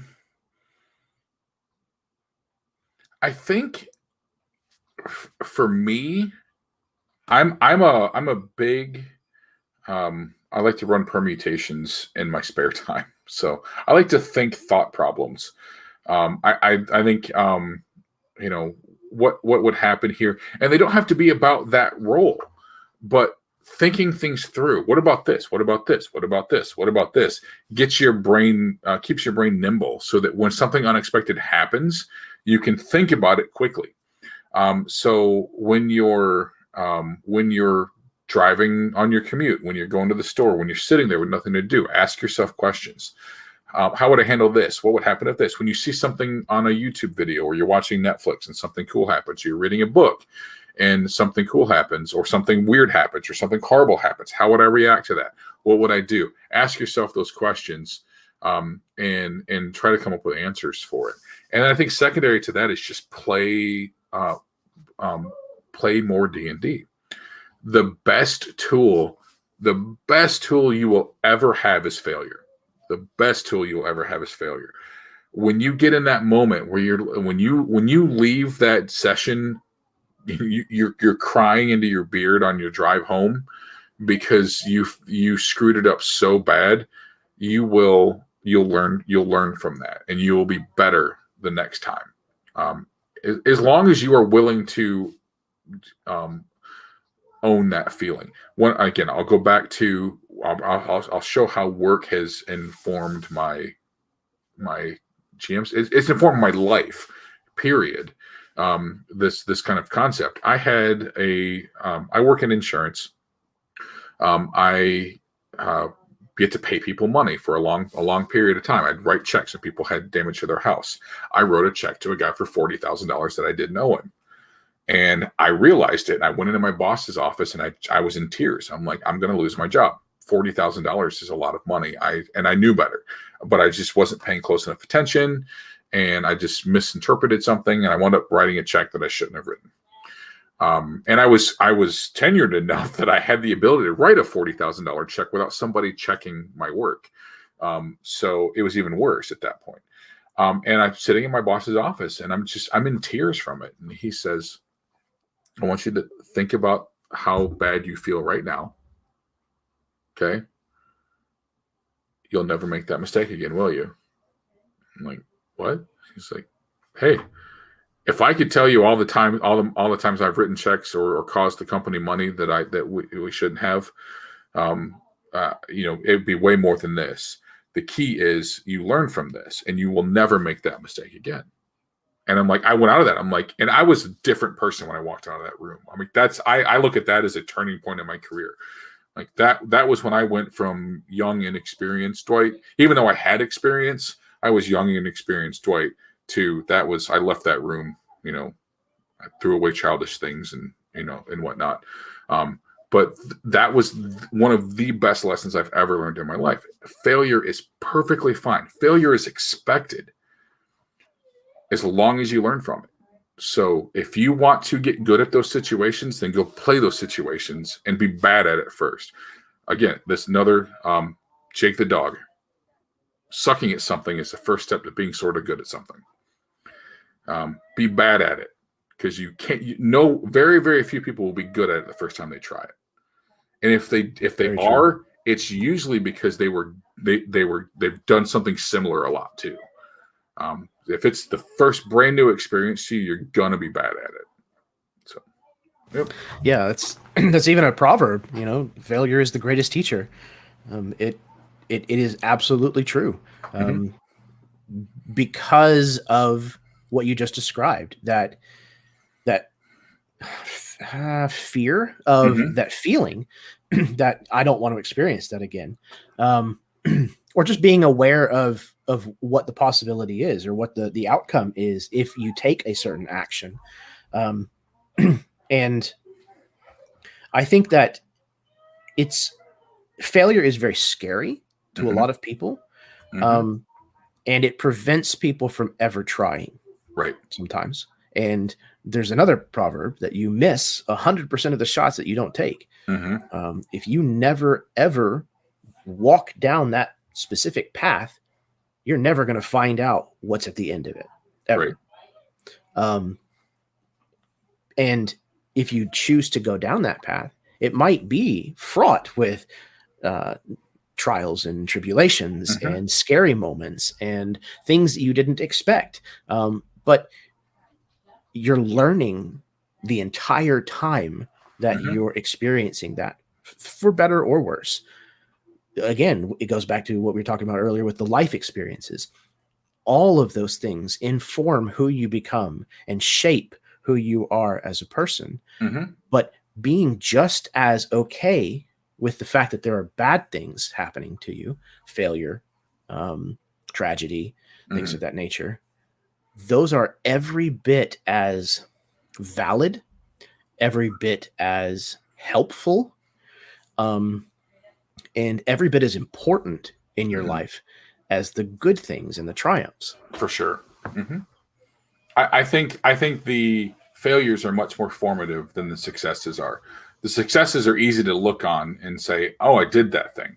But those successes are usually built on the failures we tend to gloss over. So, yeah. Also very true. Okay.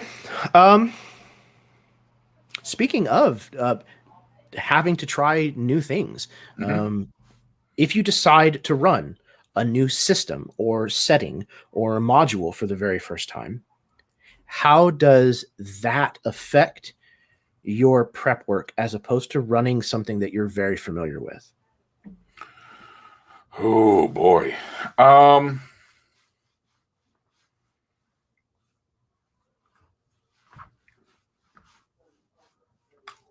It's definitely more detailed. I will say that for sure. But again, the prep work is more research for me in those situations, and less. I still don't. So, Alice the Tower Horror was the first time I'd ever run Call of Cthulhu. I had played in a game which was, I've been playing in Call of Cthulhu for a few years, and when I got a chance to run that game for that group, that was the first time I'd ever run that game. So it wasn't a brand new system, but it was the first time I ever DM'd that system. But man, I bought so much. I bought, the Keeper's Handbook, and I was just reading everything I could. I was watching. I called Alex, who had run the game that we ran before that in that same series. Let's just talk to that person about that. I want to soak in information to understand the mechanics of it. The thing about Call of Cthulhu is I've been a reader of Lovecraft for many, many years, so I understood the source material, but the mechanics of the game I didn't so much. So my prep work's much more in that I just needed to dive into the material to understand it. Another good example would be Harbinger. Just diving into that system and playing in games. If you're gonna DM a new system, don't. That's my advice. Play it first, or go watch. There's enough people out there. You can find just about any system out there now. Go find somebody and watch them play it first. But trying to, at least for me, trying to learn something by reading the book is really, really tough.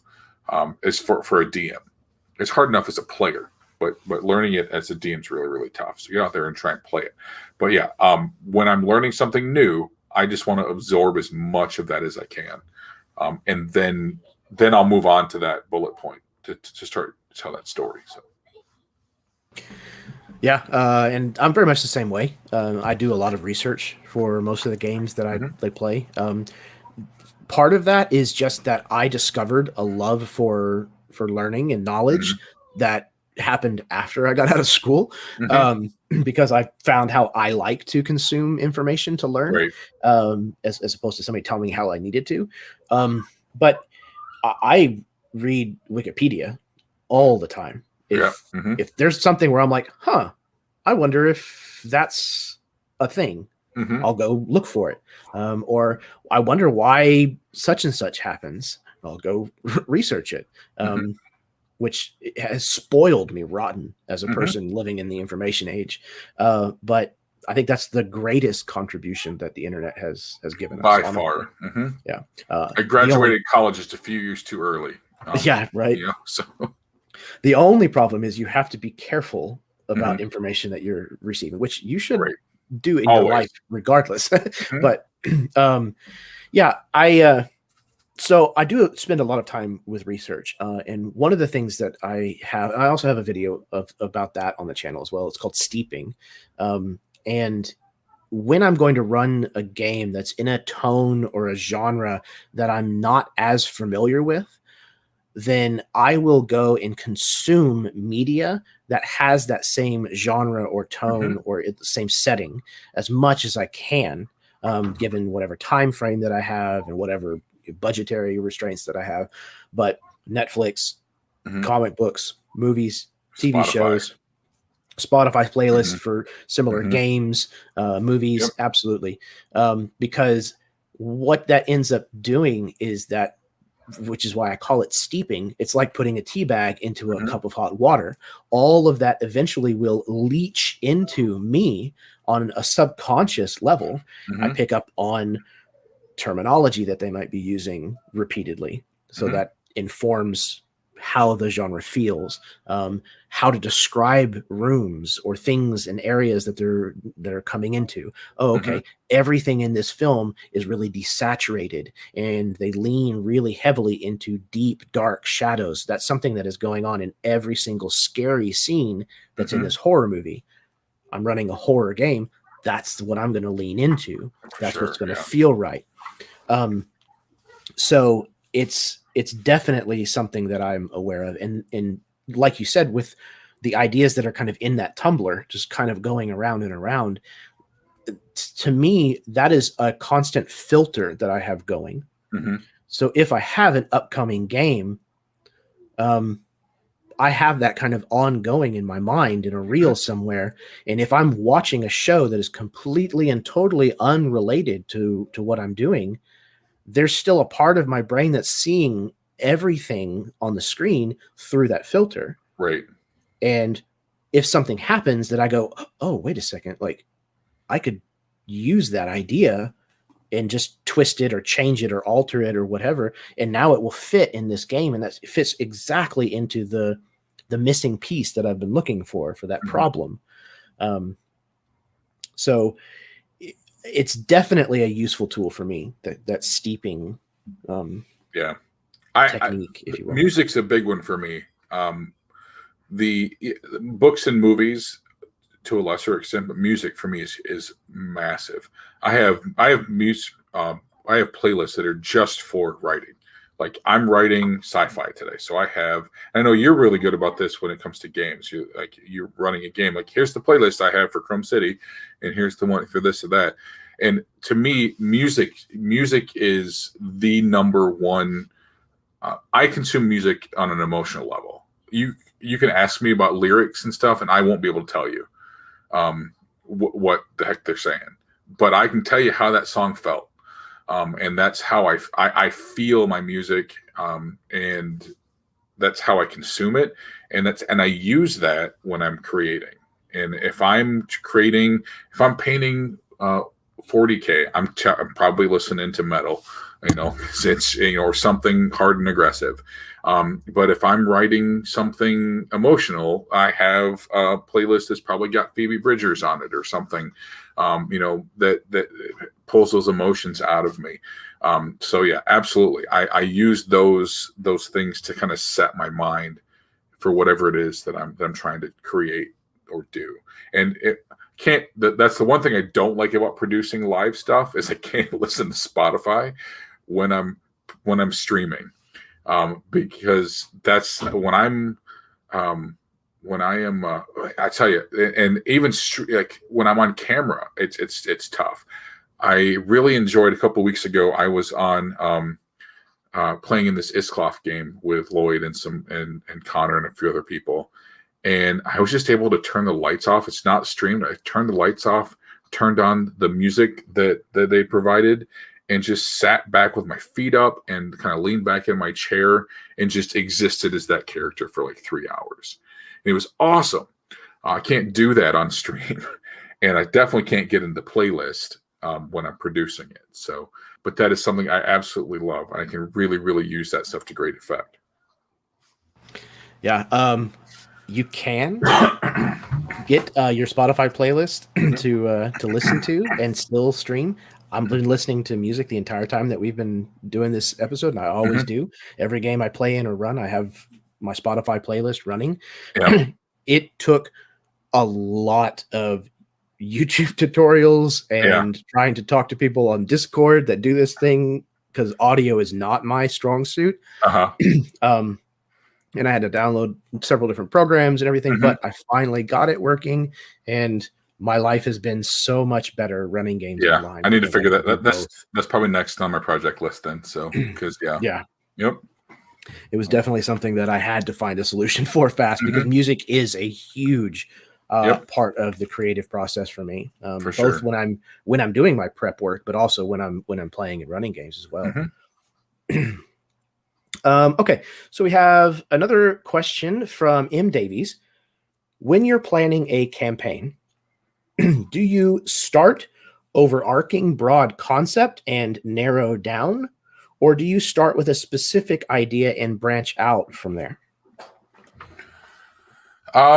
It's kind of hard to say because I've only written 2 campaigns that I have written. One of which is 7 years ago, and one of which I'm writing right now. So, but I'll use the one because I'm writing a Harbinger campaign right now that started with an idea. So, and I've kind of built off of that. But again, it's very much, I have a very specific group of players that I'm writing this campaign in mind for, because I want this to be a cooperatively built story. So I have some ideas, and then I want it to go from there. And then basically what I'm kind of envisioning this for is I'm writing levels 1 through 5, and then we're going to write levels 5 through 20. That's like ideally what I would love to see this become. But it became with this cool idea of like, okay, prison gulag gladiator moon in Harbinger, and then I've kind of branched out from there. Like, what does that look like? How does this work? So yeah, I tend to be, I guess that's how all of my creations kind of, it's like an idea. Oh, what is that going to be? And maybe it's a short story, maybe it's a novel, maybe it's a D&D campaign, maybe it's a Harbinger campaign, maybe it's just something to talk about with some friends. But it's a thought or an idea, and then we build off of it from there. Illicit Tower was, I remember this really awful nightmare I used to have repeatedly as a child. And how am I going to build a campaign off of that? So, and that was actually a struggle because I had this, like, I knew what it started as. And it wasn't until we were all the way at the end that I was able to figure out how it ended. So I never knew how the story was going to end. But to me, that was fine. This nightmare was the central thing. And how do I build this into the story? And then we'll build something together that's cool around it. But I wanted this thing to be what the story revolved around. So. Yeah, and that makes perfect sense. I don't know that I have a tried and true method that is what I go to every single time, but often, again, I'm a huge fan of art. I peruse art sites and artists' sites all the time, and when I see things that I come across that I really like, I save it into very organized folders. I have folders for magic items, folders for locations and NPCs. And I know this is very much like kind of a controversial topic for a lot of people. I never ever claim that it's my artwork. I never ever involve it in anything where I might make money, because I'm not okay with that. That is a problem for me ethically. But if I'm just showing it to my players as a way of getting across a lot more clearer what I'm indicating, I know how informative pictures are for me, and so it helps that I can put people on the same page.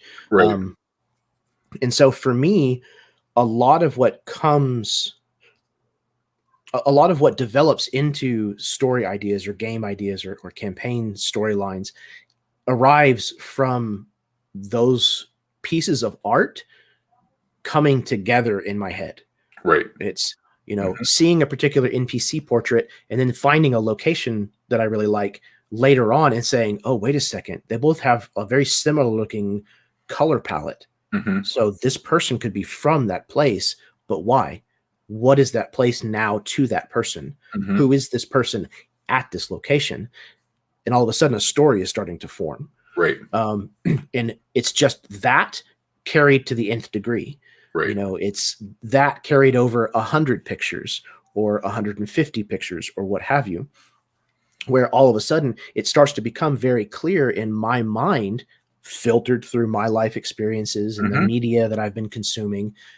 It becomes very clear what the right choices are for this setting or this story. It's okay. This has got to be like a little bit of an investigative type situation. They're going to have to go in here and be able to try to find all these little hidden nuggets and piece together a story. And they mentioned that that's part of what they were looking for in the story. So that's the campaign. I'm going to use this.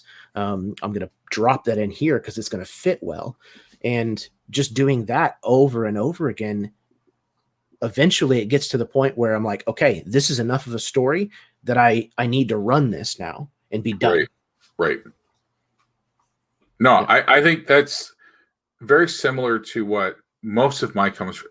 I don't necessarily use the art like you're describing, but prompts are something that are massive to me. There's just be something that somebody says or I see somewhere, and I'm like, oh, cool.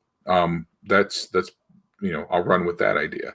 Or just you get a word or a phrase or a sentence stuck in your head, and then that becomes the seed that turns into something else. So yeah, mine are more It's more verbal cues. It's more, words and phrases, but same kind of thing. It's like, oh, this would be cool. Or I'll have an idea and I'll start playing with that idea. And I'm like, oh, that fits really well over here. And then how do I turn this over to this? I worked in a writing group for many, many years, and they would just give you prompts. And it'd be like, oh, and you would write off of that prompt. And then all of a sudden I'd have like 6 or 7 prompts that I was like, oh, these all fit really well together. And then all of a sudden that becomes a big story for you. So yeah, for sure. Absolutely. I have a lot of really strange ideas that kind of crop up in my head. Mm-hmm. It's weird. It's my brain is kind of like a young puppy. Mm-hmm. Like it will just run off and bring random shit back to me. Oh yeah. Mm-hmm. And I'm like, what? Like, where did that even come from? But sometimes those ideas take root. And if they take root and they last more than, several hours or over, a day or two, and I can't let it go, that's when I start saying, okay, maybe there is something here. Maybe there's merit to this little kernel. Maybe I should actually pay attention to it, water it, encourage the growth. And those oftentimes end up becoming the one-shots that I run. Right. Typically.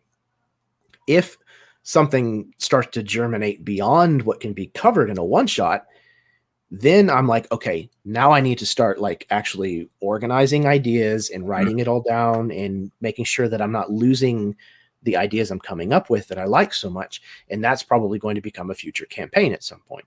Right. Yeah. No, very similar to me. My problem is, and as we're sitting here talking about this, I'm realizing how much quarantine has affected my creative ability, in that I'm not writing things down. I'm not exploring those things because I'm sick of sitting at this desk all day. I think that has a lot to do with it. And a lot of that the seeds were planted on commutes. Like drive time was always a great time. For a number of years, I spent a lot of time on the road. I'd listen to audiobooks, listen to music, driving around for my job. And it's a great time to just sit alone with your thoughts. And even though I'm sitting alone with my thoughts in this room, it's a different experience. So, but yeah, I'll be honest, as we're talking about this, I'm realizing how much I miss playing around with those thoughts and how much I've not done in the last year when it comes to that kind of thing. But very, very similar in that just sometimes your brain, you wake up at 2:00 in the morning and you've got an idea stuck in your head. And if it's still there at breakfast, then I'm probably writing it down or I'm putting it in a voice note. And I've got a book I've been writing for a decade now that it's like sometimes I sit down and I work on it and sometimes I just think about it. And I'll probably never finish the thing, but it's something I'm constantly working on. Like even now that I'm not doing a lot of that stuff, there'll be days where I'll be like, oh, that's a good idea. And sometimes I write those down, sometimes I don't. But that's always banging around in my head. And yeah, figuring out how to get those things out of there in a way that makes sense. That's the struggle we have, I think. So very much so. Yep. Conveying the thoughts into actionable, right. Consumable media. Definitely true. Yep. Okay. The last preloaded question that I have is another from Keel. And he asks, what is the least prep that you've ever brought into a session? What is the most? Which went better for you?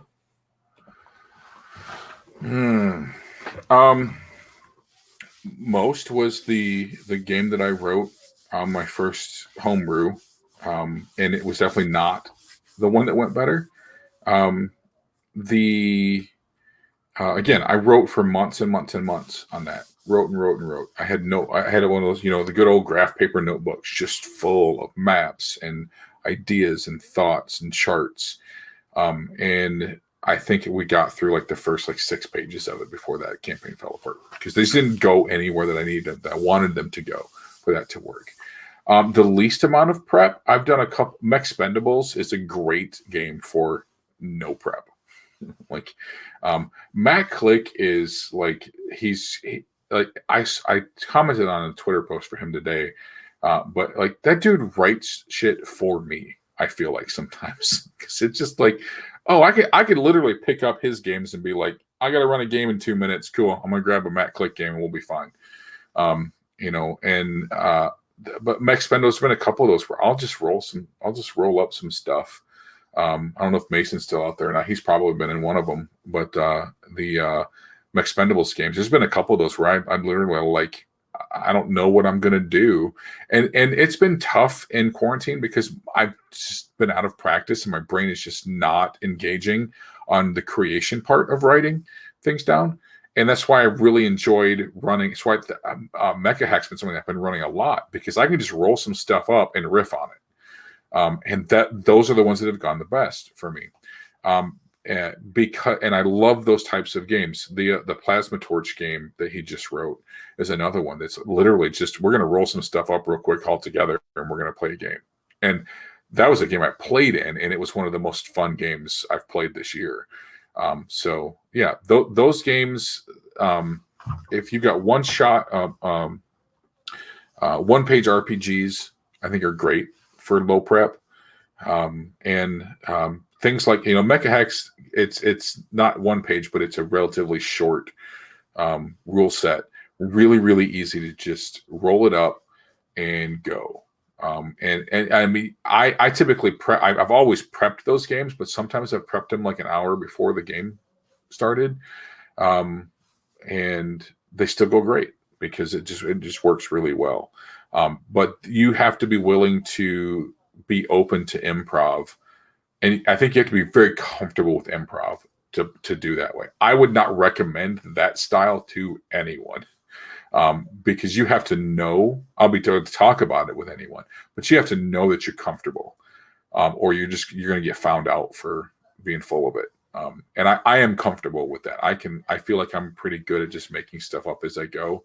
I think some of my players might be a little shocked to find out how little I knew about what was going to happen in some of the games that we play, especially for one shots. Very, very rough idea of, hey, we're on the moon and we gotta raid this base, and that's about all I know rolling into it. And I riff off of what they come up with as in those opening scenes to figure stuff out. So yeah, I definitely, again, as far as like the most prep, a lot of the stuff that I used to do, campaigns that are like this, they're just full of just information that never sees the light of day. Right. It might have been informative in the way that I ran the game. I'm sure that it was, but ultimately, how much of that could I have just come up with in the moment? Just knowing how I kind of wanted things to feel. Right. That's definitely the most prep. And I've had campaigns that were prepared that way that went very well. That were very enjoyable, and the players all really liked it, and we still talk about it to this day. And I think that it is a viable way to prepare and run your games, as long as you're okay with realizing what you're taking on, how much you're asking of yourself. Again, if you're being honest with your time, your commitment, your focus, all of those kinds of things, as well as what your players are looking for at the game. If they're looking for a lot of agency, then you don't want to rely on railroading. Right. But, sometimes the railroad is perfectly acceptable. Like you said, you just have to know when to use it and when not to. Right. As far as are we playing Skyrim or are we playing Super Mario Brothers? What are we playing? Exactly. Exactly. And as far as least prep, like if you're not counting a game like Fiasco, where like nobody knows what's going on before you sit down, typically, I've run a couple of one shots with the different versions of the Expedition engine that I designed, built off of Lasers and Feelings. And one of the features of Lasers and Feelings, which isn't a one-page RPG, that I really liked and kept when I hacked the system and built on it was a series of roles that you can make for the game master to determine what the story is going to be. And it's typically the 6 options, cannibals or, aliens or, whatever that fits the specific genre that you're talking about. You keep going through until there's, an antagonist, a threat, a location, and, a backdrop of what's going on, kind of thing. And you have a premise to run. You can roll up 3 or 4 of those the hour before you play or while everybody's rolling up their characters. And you have a premise to go off of. And I've done a few of those where I had no idea what was going on before I sat down with dice and started rolling to randomly generate stuff. But that style's very dangerous if you don't trust who you're playing with. That's true. It can bite you in the butt. Yeah. So, yeah. No, I think that's, again, why I love one-page RPGs. One of my favorite ones, I didn't deem this when I played in this one, but my buddy wrote one. We call it a shower game because he came up within the shower one morning. But the whole mechanic was we're going to flip a coin. Like you're going to say you're going to do something. We're going to flip a coin. And you either succeed or you fail. And then we keep going from there. And that was just a great mechanic to just come up with stuff. And we were just riffing on each other that was another one. We went camping, we got drunk, and we played this game. And like I've been trying to figure out how to write that one on in a publishable format because it was such a great game to play because so simple. But I think that also had a lot to do with the players. Just in our and it was my home group too, so we're able to riff off each other very easily. So yeah, that plays a big part in it, and I think a lot of that comes down to improvisation. Just like in theater and performance, it relies a lot on the ensemble of who else is on the stage with you. Yeah. You have to trust who you're engaging with in that performance. And role-playing games are very much that same avenue.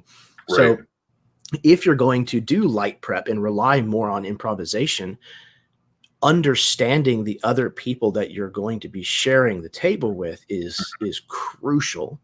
To be able to rely on it's almost like a trust fall. It's okay.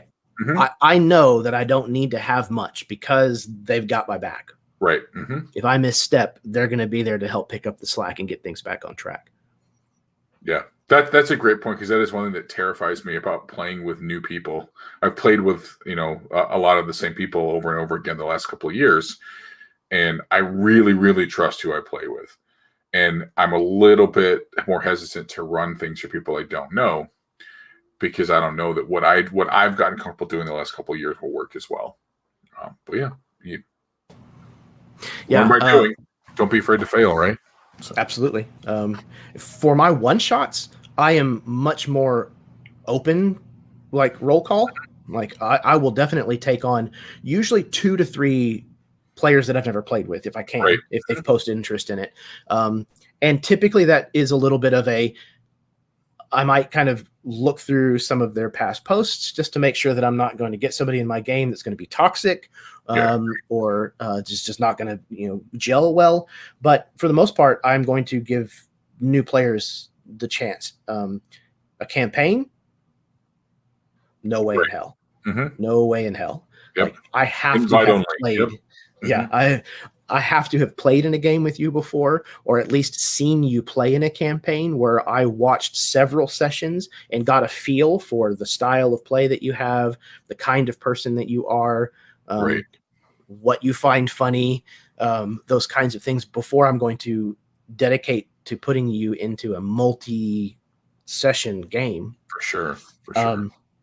Because a lot of my player choice, whenever I go to build a campaign, the player composition is every bit as important, if not more important, than the party composition is for me. Right. If I'm going to be running an Istloft game, and it's going to be super brutal and very serious, then I don't want a player like myself in that game, because I know that I rely too much on humor, and it's not going to fit a game like that.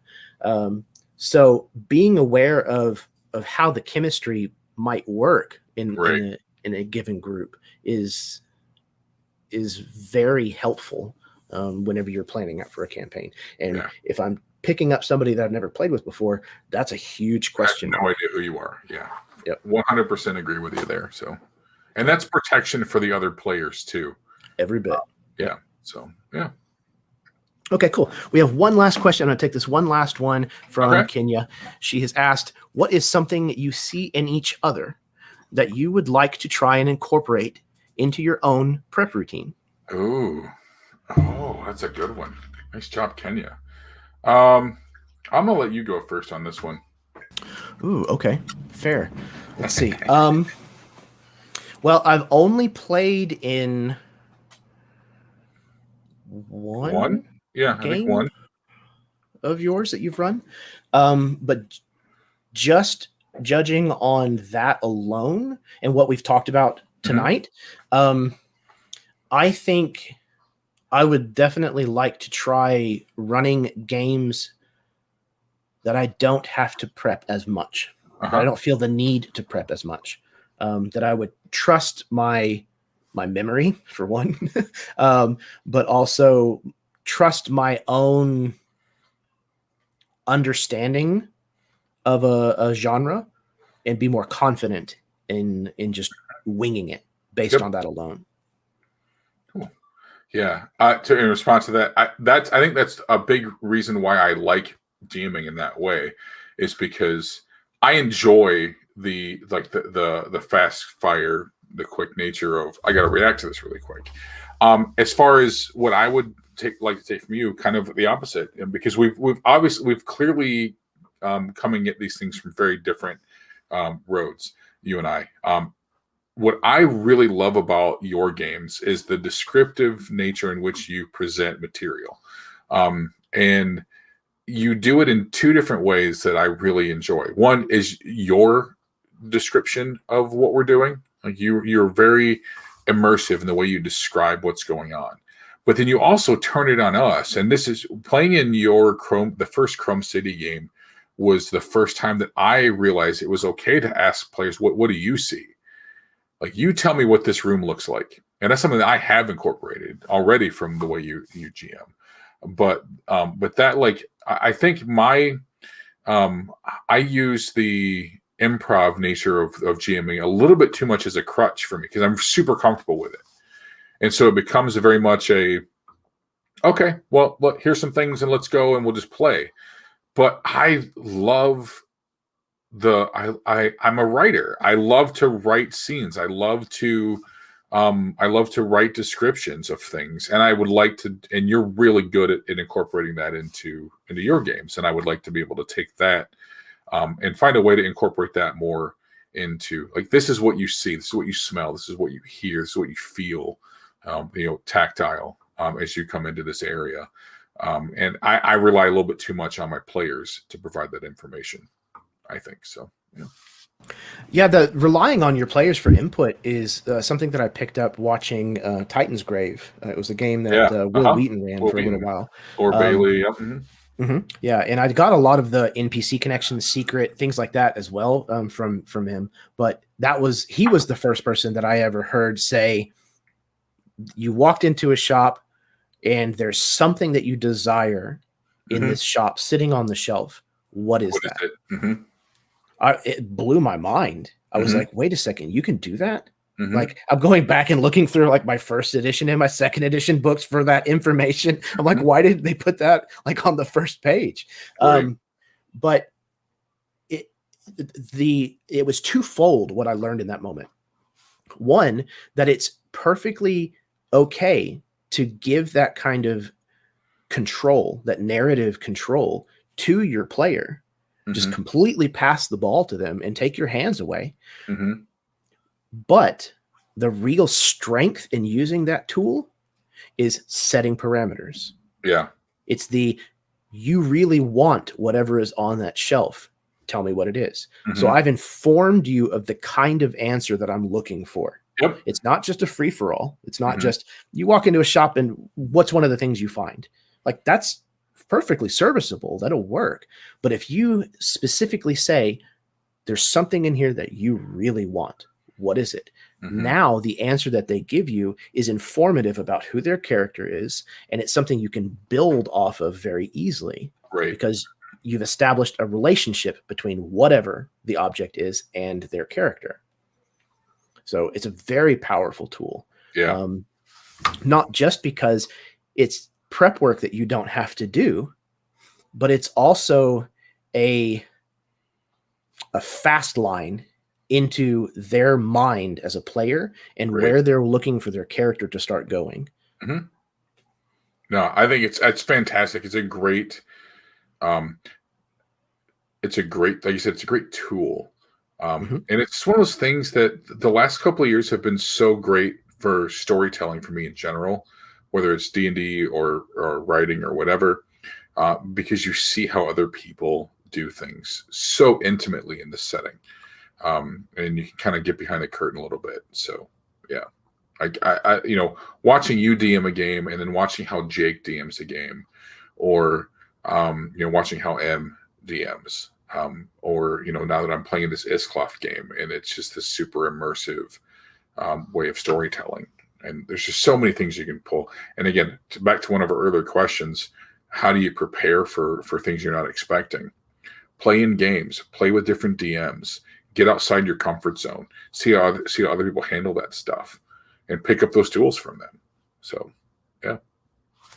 yeah, I've said it before on the show, and I don't remember what episode it was in, but if you ever have the chance to play under a new dungeon master, and again, they're not somebody that has shown themselves to be toxic or anything like that, if you have the opportunity to do so, you should do it, because every single game master that you play beneath will teach you something. Right. It might not be something that you take and incorporate into your own utility belt as a useful tool for you, but it could be a very clear, eye-opening moment of, holy shit, that's the way that feels as a player. I'm never doing that again as a dungeon master. Yep, absolutely. Yeah. And again, it's not to say look for the reasons to knock a GM you play under. Just understand that underneath every GM, there is a teachable moment, if you will. There's something you can walk away with, as long as you're being mindful of what's happening. Learn what to do and what not to do. Absolutely. Nothing will make you a better dungeon master than being a player, and vice versa. Yep. Experience both sides of the screen as much as you can, with as many different people as you can, in as different styles as you can. Always be learning. Right. And that's how you will distill your style and your strengths and weaknesses. You will understand what tools you need to have in your utility belt and the way you like for the game to run. Yeah. I'm right there with you, man. I think it's great. Well, I think that's all we have. Dwight, thank you, man, so very, very much for coming on to the show and letting us get to know you a little bit better and chit-chat and talk about all this stuff. 3 hours ago, I was like, how are we going to talk for an hour? And here we are 2.5 hours later. I should have known better. So, yeah, man. Like, I love this kind of stuff. Yeah, me too. I get the chance to play a lot of games with people, to run games and stuff. And we talk in the side chat during those games. But, the main focus is the game. And while that is infinitely entertaining, it doesn't really afford you the same kind of chance to really get to know people very much. Yeah. And to hash out the nitty gritty about this kind of stuff, where you and I have two different approaches, two different opinions about how to come at the game, but we're ultimately kind of looking for the same output. Same thing, for sure. Yeah. Yeah. Yep. And it's incredible. I love these kinds of conversations with people. So Help Action has been a really, really fun way for me to connect better with a lot of people in the community that I already feel close to. But this is a prime example. You and I have gotten along very well for some time now, and we've played in a couple of games from each other. But now I love you anymore. So. Yeah, man. It's like I knew we were going to get along just great in this chat, but then you get into it and you're like, okay, yeah, we're brothers now. So exactly, it's easy like Sunday morning. Exactly. Well, thanks for having me on, man. This has been a blast. So yeah, dude, I appreciate it. Do you want to reiterate where people can find you? Yeah, what you're up to? I'm the Big Bearded Nerd. You can find me Twitter, Big Bearded at Big Bearded Nerd, Twitch.tv/Big Bearded Nerd 21, and Instagram Big_Bearded _Nerd. Also, I always forget to put this part in, but BigBeardedNerd.com. I have a website. I paint mini and I know things and I forget them again because I'm old. But you can actually go over to my website if you're looking for mini commissions. I will paint things for you at a reasonable price. But more than that, just come. Hang out on Tuesdays and Thursdays for Let's Paint Tiny Things. I'm going to get Jeremy on here soon for that. Lloyd is always lurking in that game on that show for me. He loves to just stop in. He's basically my unofficial co-host. But we just paint stuff and talk about things. So come hang out. I love to just chat. I can talk forever about stuff that I'm passionate about. So yeah. It's been great, man. Thanks again. So. Absolutely, dude. And I am looking forward to being able to come on as a guest to hang with you and work on stuff or paint stuff or whatever we end up getting up to. Yeah, man. These kinds of conversations are fantastic, especially when they're with such fantastic people from the community. For sure. I'm always on board for that. Yeah, I think that's about all that I have. You can find at least the Twitch channel of Dwight in the description of the video down below. There's a link for that. Do definitely go check him out. As you have come to learn this evening, he is a fantastic dude and brother from another mother. Go give him some love. But speaking of love, thank you all so very much for tuning in this evening, whether you watched live with us or you watched at some point in the future. It is very, very appreciated from the bottom of my heart. And if you like this kind of thing, hit the like button, subscribe if you aren't subscribed, share with your friends, share links, talk about it, have these kinds of discussions yourself with your friends. If you're not already, I encourage it. Let me know about it, comment about it, bring these topics up with people that you like to talk to, and let me know in the comments how that conversation went, points that you might have brought up that we didn't touch on through this conversation. But yeah. I hope everybody has a fantastic weekend and that things start improving for all of us over the coming year because we all definitely deserve it. So until next time, may your dice roll high and your snacks always be within reach.